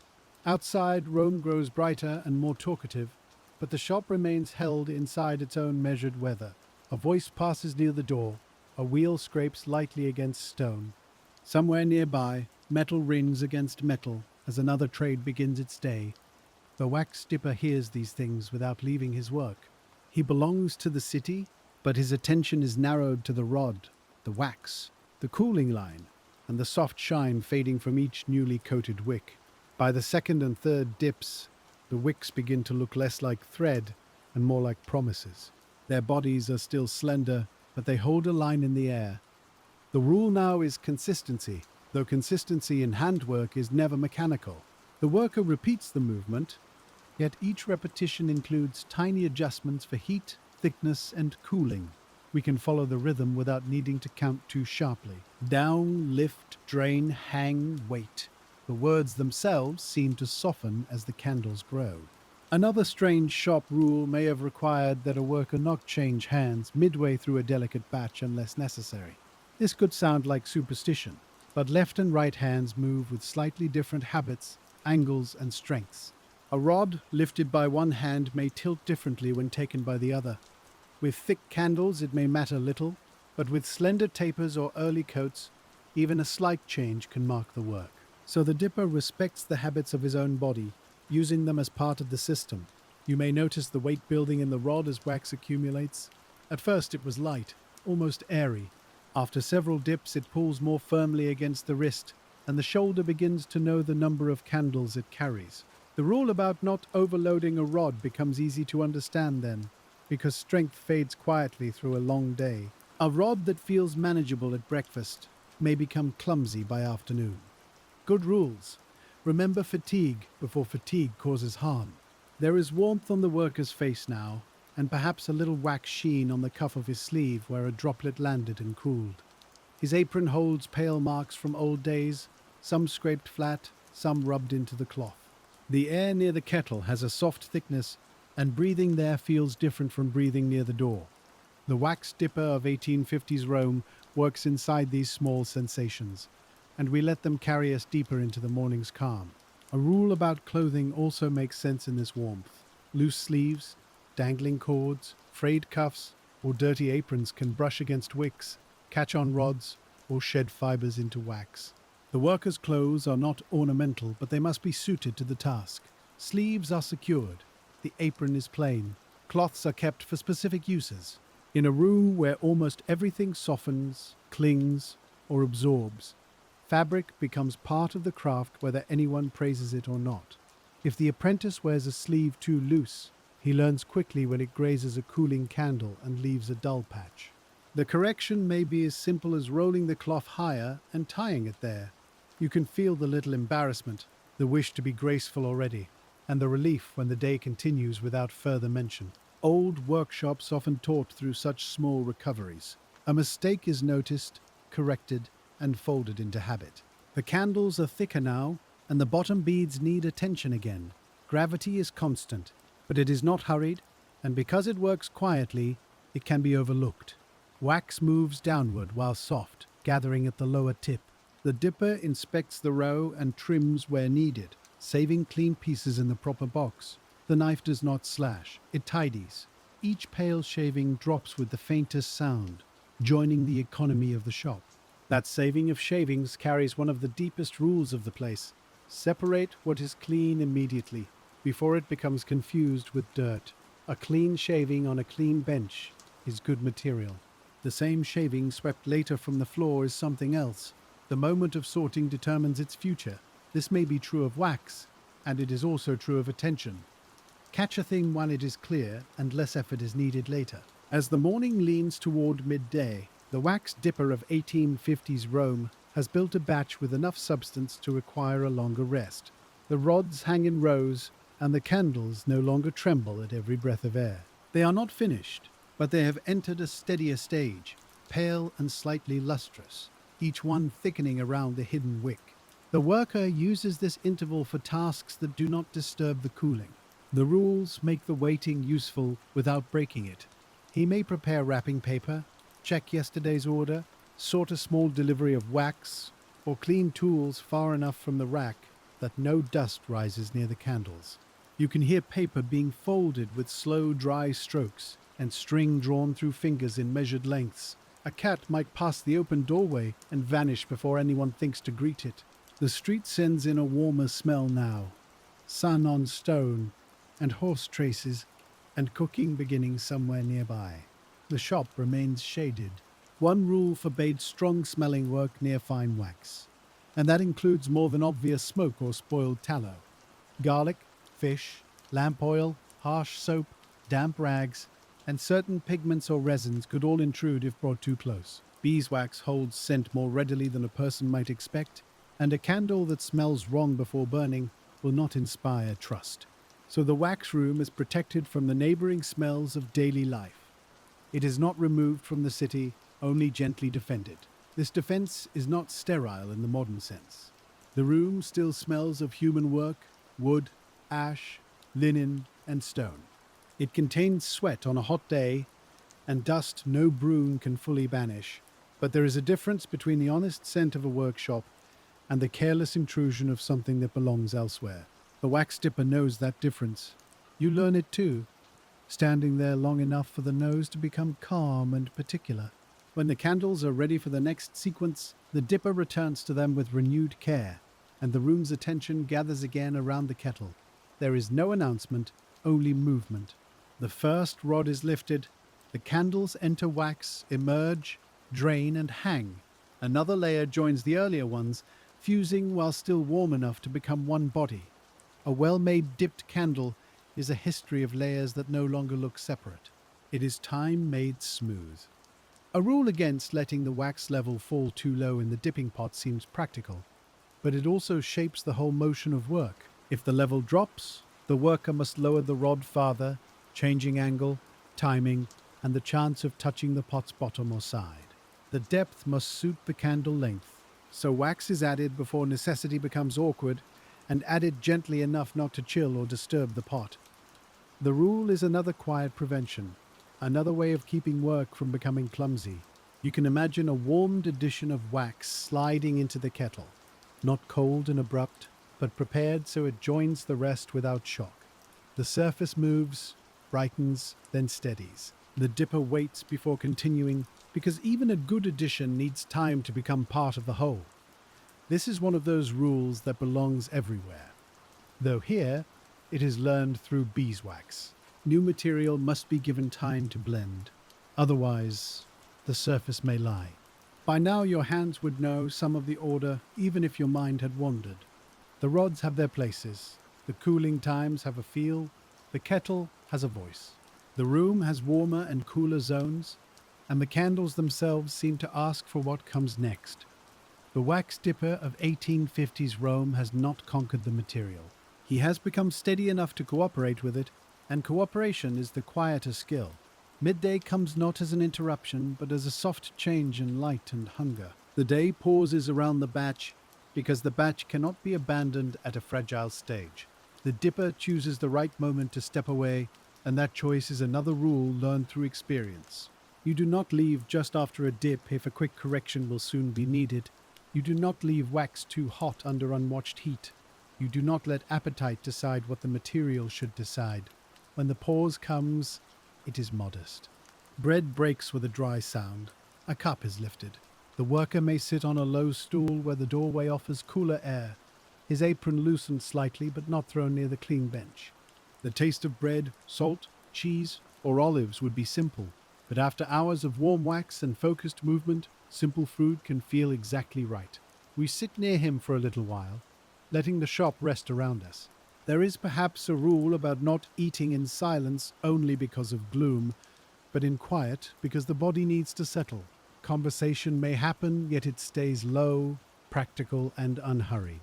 A customer may pass, a neighbor may nod. The apprentice may ask one careful question about a taper that leaned in the morning. The master answers with a few words, enough to guide without filling the room. The candles hang behind them, cooling with the patience of things that do not eat. After the meal, hands are cleaned again, and this rule is never too small to repeat. The worker removes oil, crumbs, salt, and the ordinary traces of food before touching wick, wax, paper, or finished stock. Water is used, then the hands are dried fully because dampness has no welcome at the kettle. A clean cloth receives the last moisture. The skin still smells faintly of wax beneath everything else. Some scents cannot be entirely washed away, and perhaps there is comfort in that.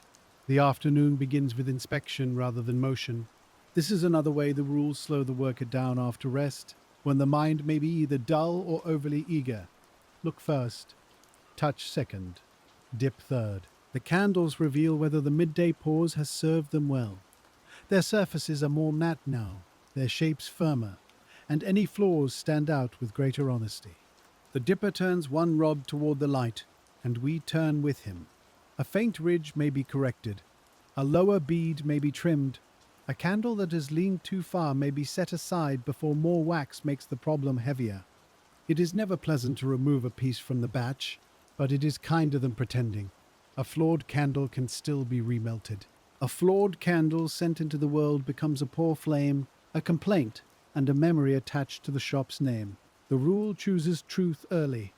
You can feel how many of these rules are not really about severity, but about timing. Correct early, sort early, clean early, count early, cover early, notice early.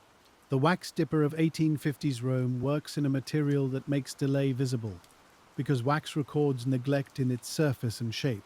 Yet the room does not feel anxious. It feels attentive. And attention, when unhurried, can be very restful. The afternoon sequence continues, and the candles approach their intended size with a slowness that would frustrate a purely impatient age. But here, each layer has its place. The worker cannot pour an entire candle into being through will. He must build it by returns. We watch the same movement again and again, and because nothing sudden happens, the mind begins to release its need for novelty. The candle grows by almost unnoticed increments, the way sleep comes by almost unnoticed surrender. There was probably a rule about stopping before perfection was overworked. A candle can become too thick for its holder, too heavy for its order, too wasteful for its price, or too altered from the sample promised at the counter. More is not always better in this trade. The dipper must know when the final coat has arrived. He weighs with the hand, measures with the eye, checks against the board and resists the temptation to add just one more dip because the wax is ready and the motion familiar. That restraint may be one of the more subtle skills in the shop. Beginning is easy to see, continuing is easy to feel. Ending requires judgment. The candles hang before us, full enough now, smooth enough, pale enough, and the worker lets them be. He moves them from the active rack to the resting place, where air can finish what heat began. The rule says that done work deserves stillness. It should not be kept in motion merely because the worker has energy left. As the afternoon light lowers and softens, the wax dipper of 1850s Rome turns to a set of candles ordered for a small side chapel, where the holders are old and slightly irregular. This kind of work asks for memory and adaptation, because old fixtures seldom behave like new measures. A candle must fit securely without forcing, and must stand straight enough that the flame burns cleanly. The customer may have brought a sample holder or an old candle stub as a guide. The shop keeps it nearby, like a quiet witness. A rule for such orders is to test the base before final finishing. If the candle is too wide, the correction should be made while there is still enough material to shape neatly. If too narrow, the problem is harder, because wax can be added, but awkwardly, if the main body is finished. The dipper checks the fit with a calm little twist, feeling resistance through the fingers. The base must not crumble, scrape, or sit loose. It should enter as if it understands where it is going. You can imagine the holder itself, darkened by years of use, smelling faintly of old metal, smoke, and church dust. Its cup may be uneven from age, polishing, repairs, or the ordinary wear of many candles set and removed. The wax dipper does not scold the old object for being imperfect. He makes the new candle meet it.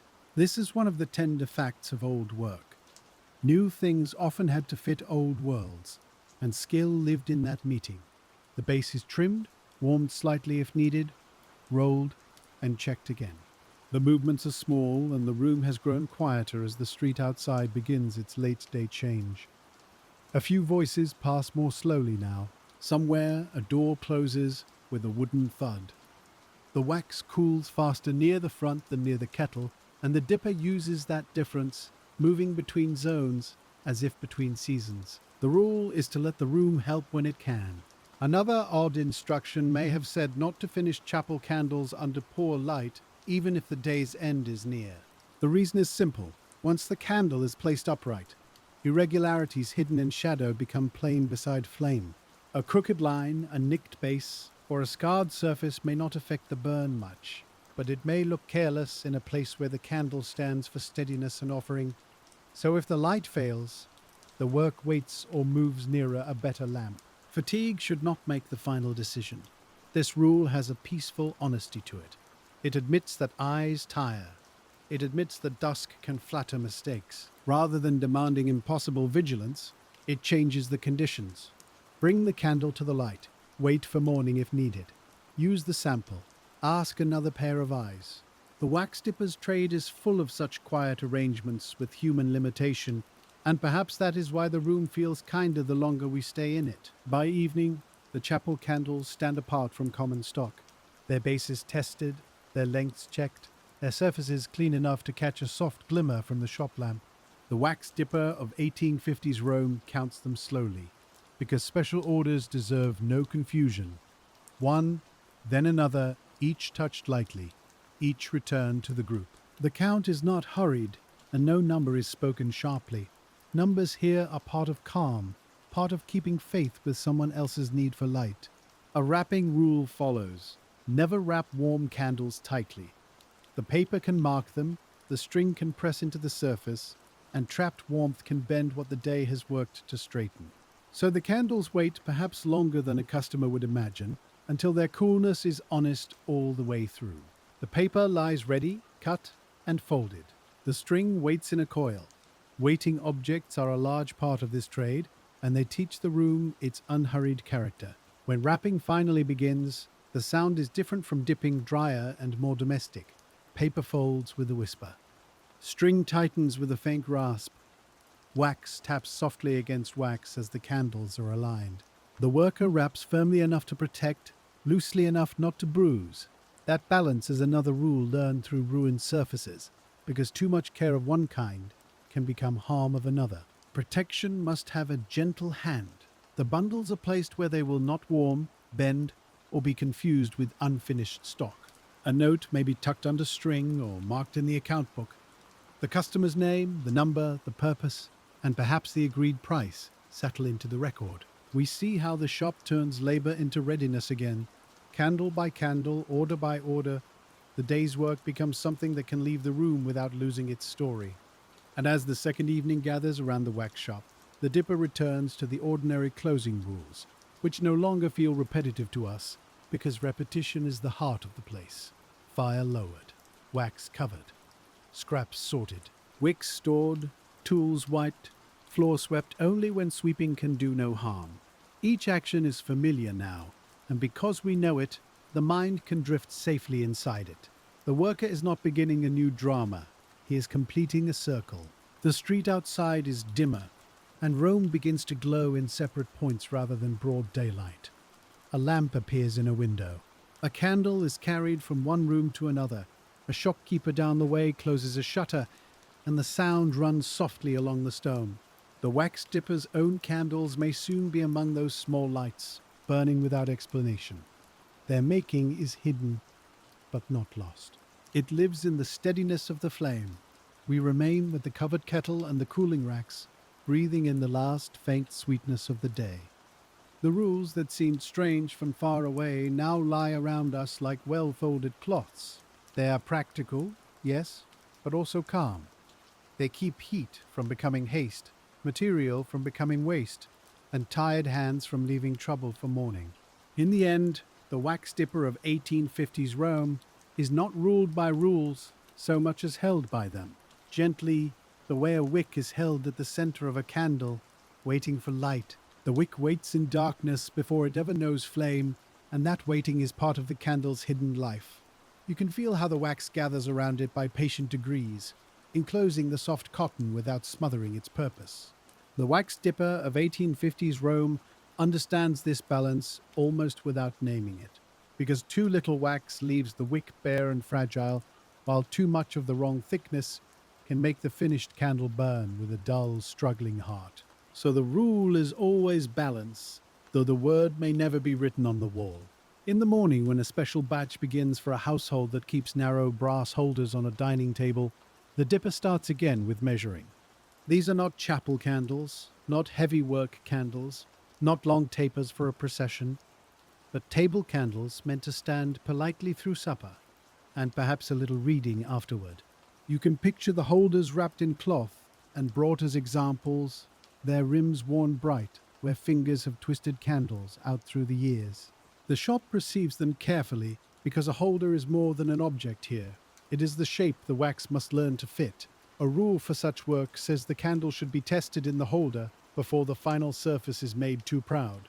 This avoids the awkwardness of shaving a finished candle until it looks wounded, or forcing a base so tightly that wax cracks at the very moment of use. The dipper rolls the lower end between cloth-covered fingers, presses it lightly into the brass cup, and feels for the right resistance.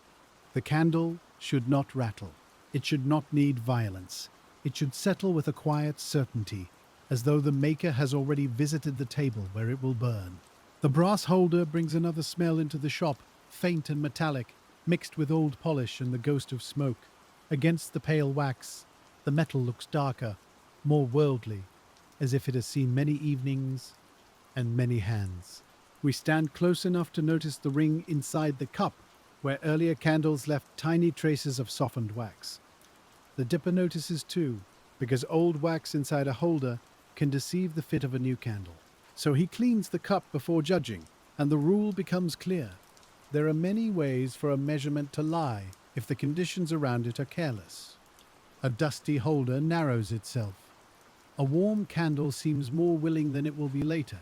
A tired hand presses too firmly and mistakes force for fit. The wax dipper of 1850s Rome works against such false answers by returning again and again to plain conditions: clean holder, cooled base, gentle pressure, honest light.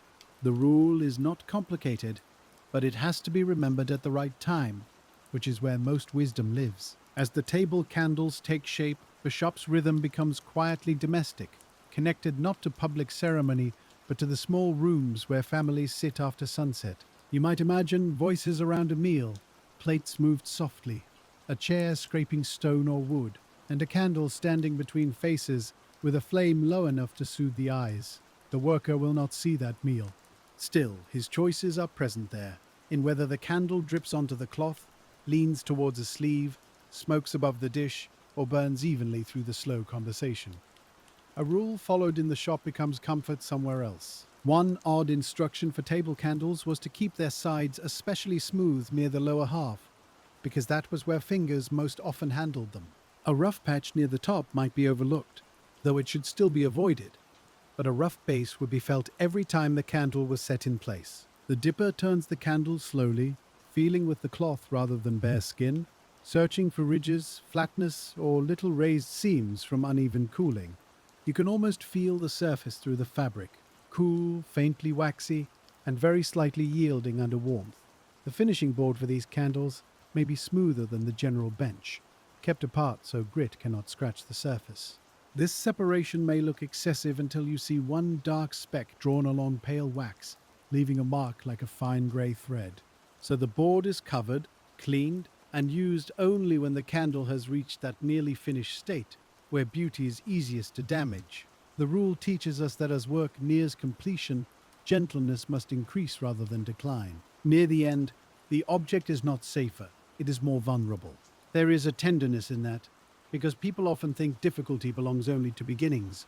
But in the wax shop, the ending asks for the softest hands. The candle has acquired value through every dip, every weight, every correction, and now one careless motion can mark all of that time.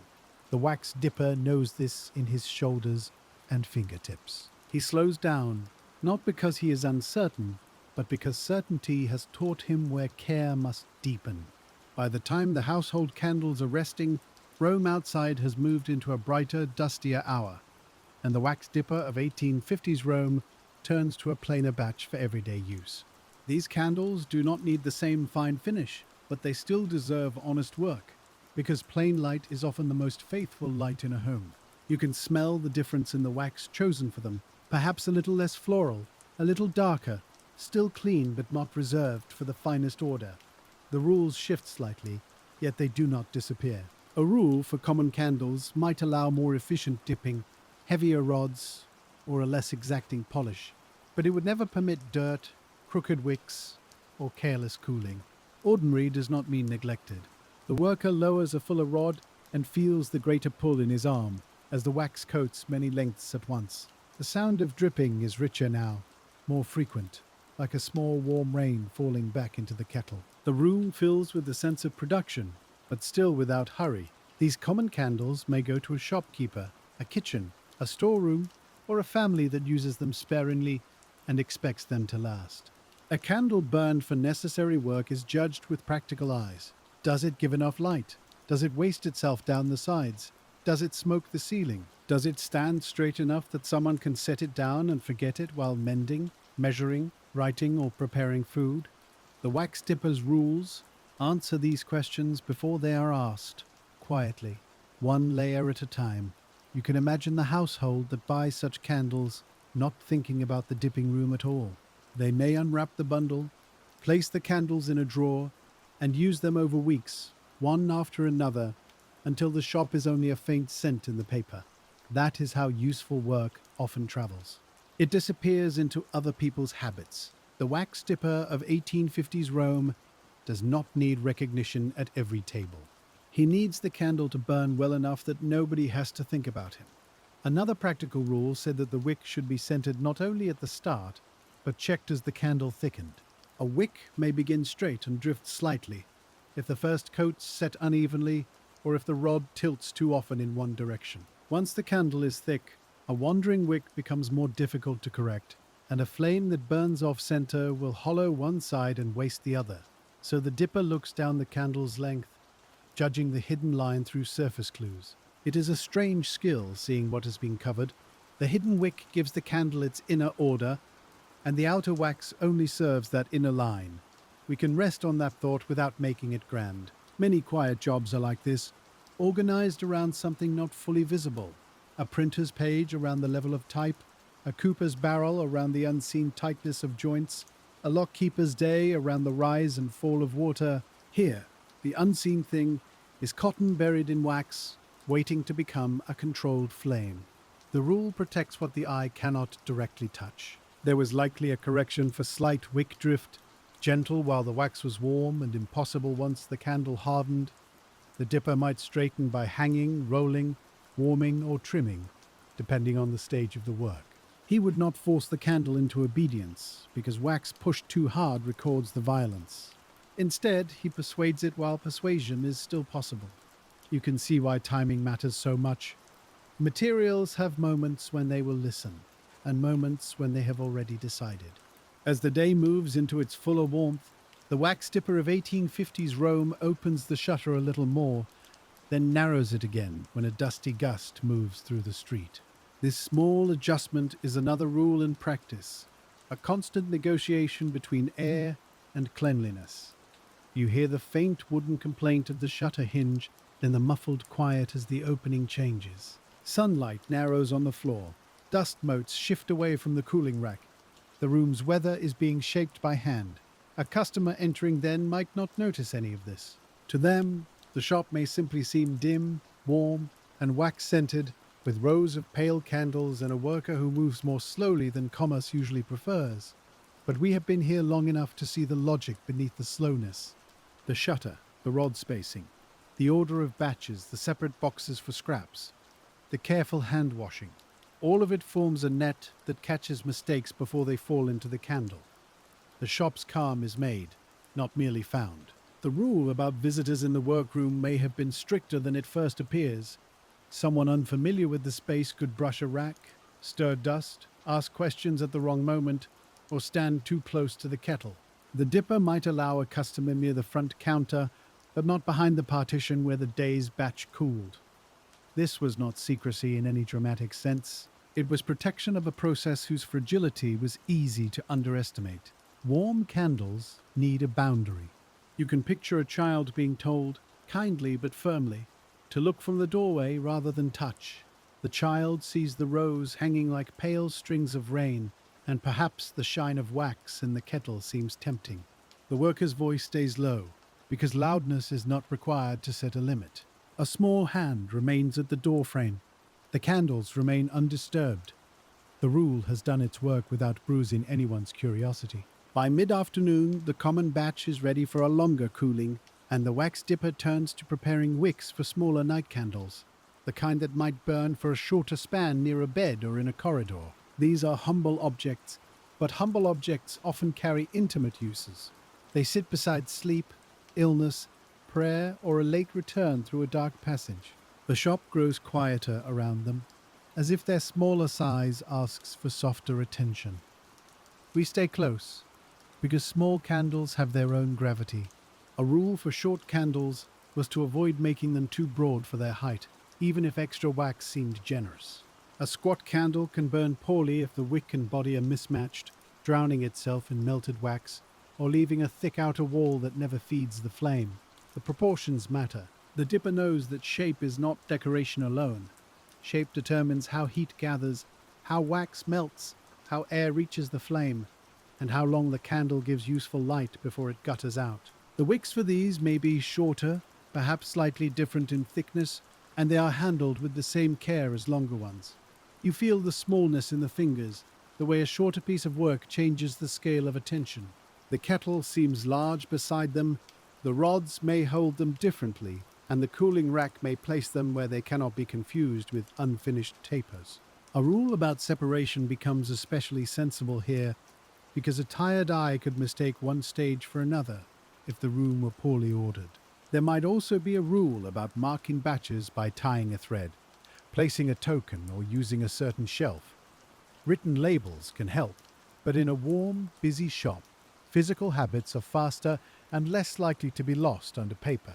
The short candles always rest on the lower rack, or the night orders always sit near the left wall, or one kind of string marks one customer. These quiet codes let the room speak to the worker without interrupting him. We begin to recognize them as a language. The night candles are dipped with shorter motions, but not with shorter patience. They still need their coats to bind, their ends to be trimmed, their wicks to remain centered, and their surfaces to cool without dust. A small object does not necessarily ask for less care. Sometimes it asks for more careful proportion. The wax dipper of 1850s Rome lets the little candles grow slowly, and each one looks almost modest beside the taller rows, as though prepared for a gentler, nearer darkness. You may imagine one of them later in a small clay or metal holder, casting light over a wash basin, a folded coverlet, a chair beside a bed, and the quiet curve of a sleeping hand. No one there thinks about the rule that kept dampness from the wick or dust from the surface, but the flame knows. It burns with the steadiness it was given. The room receives that steadiness as comfort, without needing to know the name of the worker who made it. As the smaller candles cool, another rule comes into view, one that concerns leftover heat rather than visible flame. The dipper must not crowd fresh candles near the cooling kettle or a warm wall, just because space is limited. Wax softens by suggestion almost, and a candle can lose its perfect straightness from heat that seems harmless to the skin. The worker tests shelves with the back of his hand, feels the warmth of stone, and chooses the safer place. This is the craft of noticing slight differences before they become permanent shapes. The back of the hand is useful because it senses heat gently and keeps the cleaner fingertips for finer work. That too may be an unwritten rule. You do not touch everything with the same part of the body. Fingers judge surface and thickness. The palm knows weight. The wrist learns angle. The back of the hand reads warmth. Over years, the whole body becomes a set of instruments, none of them named proudly, all of them used. There is something deeply calming in this bodily knowledge, because it does not require explanation while it is happening. The worker reaches, pauses, feels, adjusts. A shelf is too warm, so the candles go elsewhere. A rod is too crowded, so one batch waits. A wick curls, so it is set aside. Every decision is small, but together they create the clean flame that someone else will trust later. We stand in that chain of small decisions, and the afternoon lengthens softly. By late day, the wax dipper of 1850s Rome begins the task of matching finished candles to their wrappers, orders, and storage places. The shop no longer smells only of molten wax. It carries paper dust, cooled beeswax, faint ash, and the human smell of a day spent indoors with fire. You hear the fold of paper, the tap of candles being aligned, and the low scrape of a box drawn from a shelf. The air is calmer now, less liquid with heat. The room begins to prepare for departure. One odd rule says that candles should be wrapped with the smoothest side facing outward when a customer first opens the bundle. This may seem like vanity, but presentation is part of trust, and a buyer who sees care in the first candle expects care in the rest. The dipper turns each candle lightly before bundling, finding the best line, aligning the bases, and keeping the wicks from snagging on paper. It is not deception. The flawed pieces have already been sorted away. This is simply letting good work meet the eye gracefully. The paper itself must be dry, clean, and free from strong smell. Paper stored near damp stone can soften and cling. Paper stored near oil can carry scent. Paper with grit can scratch. So wrapping material has rules too, and the candle is protected even by what touches it only briefly. You can feel the paper's dry surface under your hand, slightly rough, ready to fold without tearing. The string tightens just enough. The bundle holds. A rule about wicks during wrapping is easily overlooked. Keep them aligned, not bent sharply, because a crushed or twisted exposed wick can make first lighting awkward. The customer sees only the neat package, but the worker sees the little black or pale tips as the final beginning of the flame. He tucks aligns and protects them with the care someone else will never notice. That unnoticed care is everywhere in this shop, and by now it feels like the main substance of the work. In the account book, the bundle becomes a line, and the line becomes part of the shop's memory. The wax dipper or shopkeeper records what left, what remains, what must be made tomorrow, and perhaps which wax stock was used. Numbers are written slowly because a wrong number can disturb a future day. The pen scratches in a rhythm different from the dipping rod, but it belongs to the same world. Order on the page protects order on the shelf. As the day leans toward evening, a returned bundle arrives, not spoiled, but brought back for resizing because the customer's holder was narrower than remembered. This is not a crisis. It is the sort of small inconvenience that workshops absorb through patience. The wax dipper of 1850s Rome unwraps one candle, examines the base, and understands that a little shaping will save the order. The rule here is to correct without resentment, because objects travel between imperfect memories. A customer may mismeasure, and the shop must still make light fit the room. The base is warmed slightly, never melted into weakness, then rolled and shaved by small degrees. The brass or iron holder brought this time gives a truer answer. The candle enters, resists, and is corrected again. We watch the fit improve, not through one bold cut, but through a sequence of small permissions. Wax is forgiving when approached patiently. It is less forgiving when treated as if it must immediately obey. There may be a charge for such adjustment, or perhaps not, depending on the relationship, the amount of work, and the customs of the shop.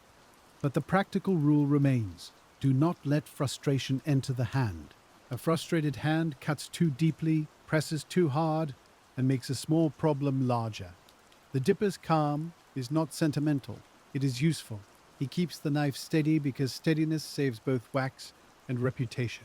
You can smell the warmed base as it softens, a faint sweet note rising again from the nearly finished candle. The sound of the knife is quieter here than during rough trimming. A thin curl falls, then another.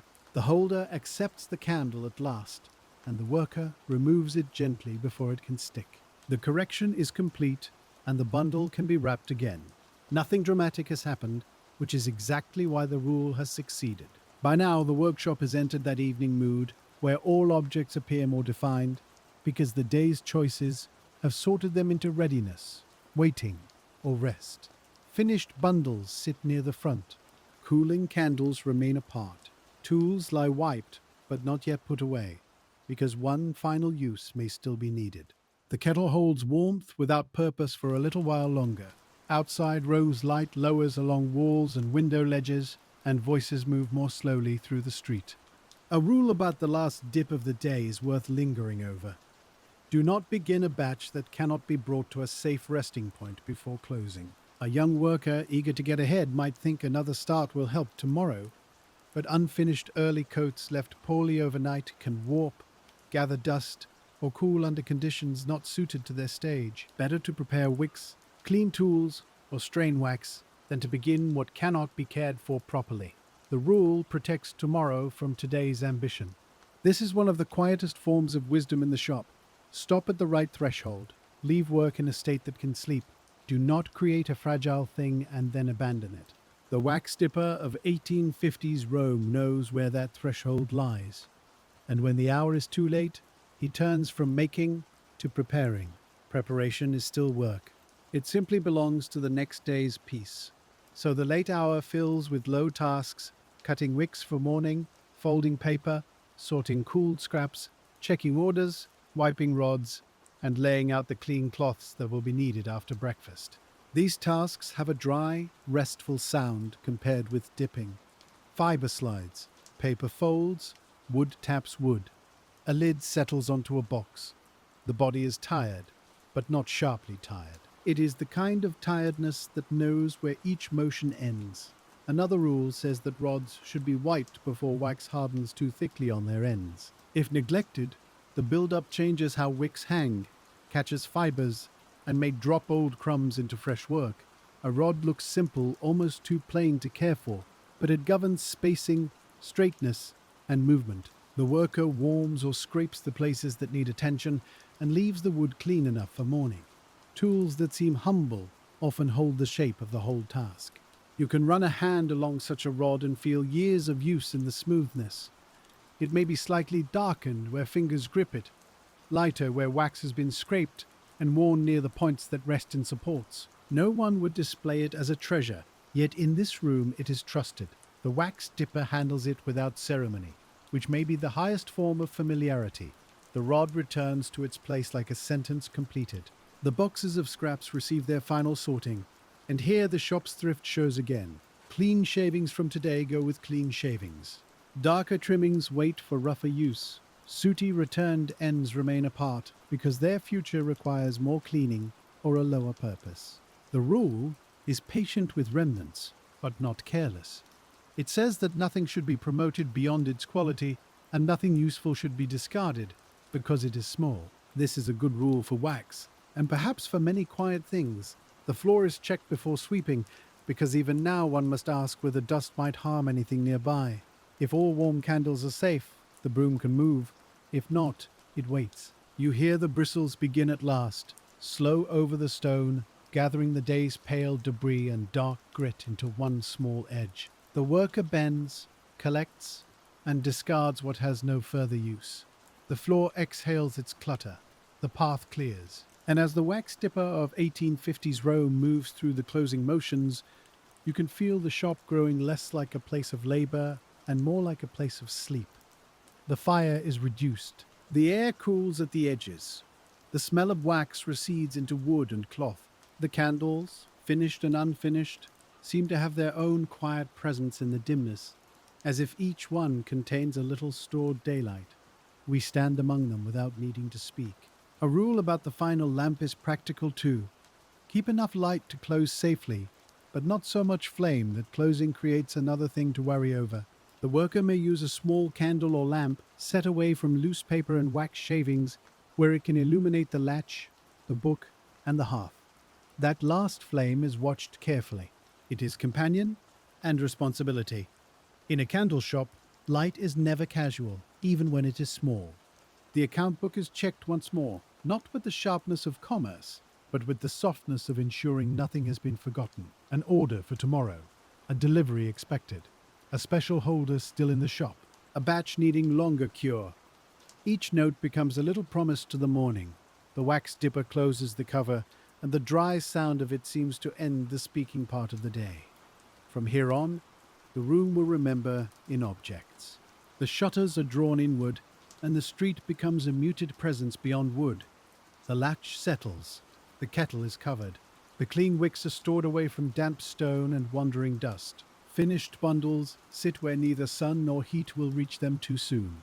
The rules have become a kind of lullaby now, each one returning in familiar form, each one placing the day into order before darkness takes it fully.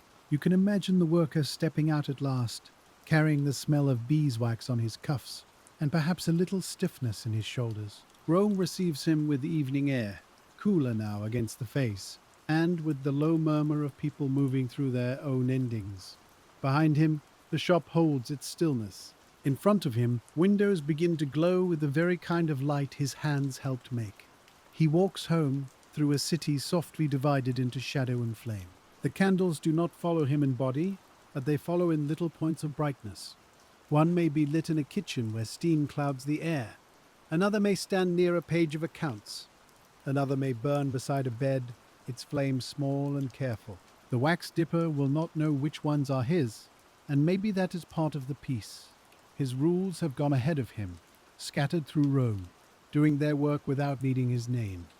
Back in the shop, the covered wax cools slowly, and the rods rest in their places. The measuring board lies flat and plain. The trimming knife is clean. The boxes are sorted. The paper is stacked. Nothing here is grand, but everything is ready, and readiness feels like a soft blanket drawn over the day. The wax dipper of 1850s Rome has made light by honoring limits, and the room now honors him with quiet. Night deepens around the walls, and the last warmth leaves the kettle. The smell of honeyed wax remains faintly in the air, not strong enough to wake, only present enough to comfort. Dust settles without harm. The shutter holds back the street. The candles wait in darkness, which is the proper place for candles before their hour comes. And somewhere in the city, a flame burns steady because, hours earlier, a worker did not hurry the cooling, did not crowd the rod, and did not forget the small rule that made the strange rules sensible.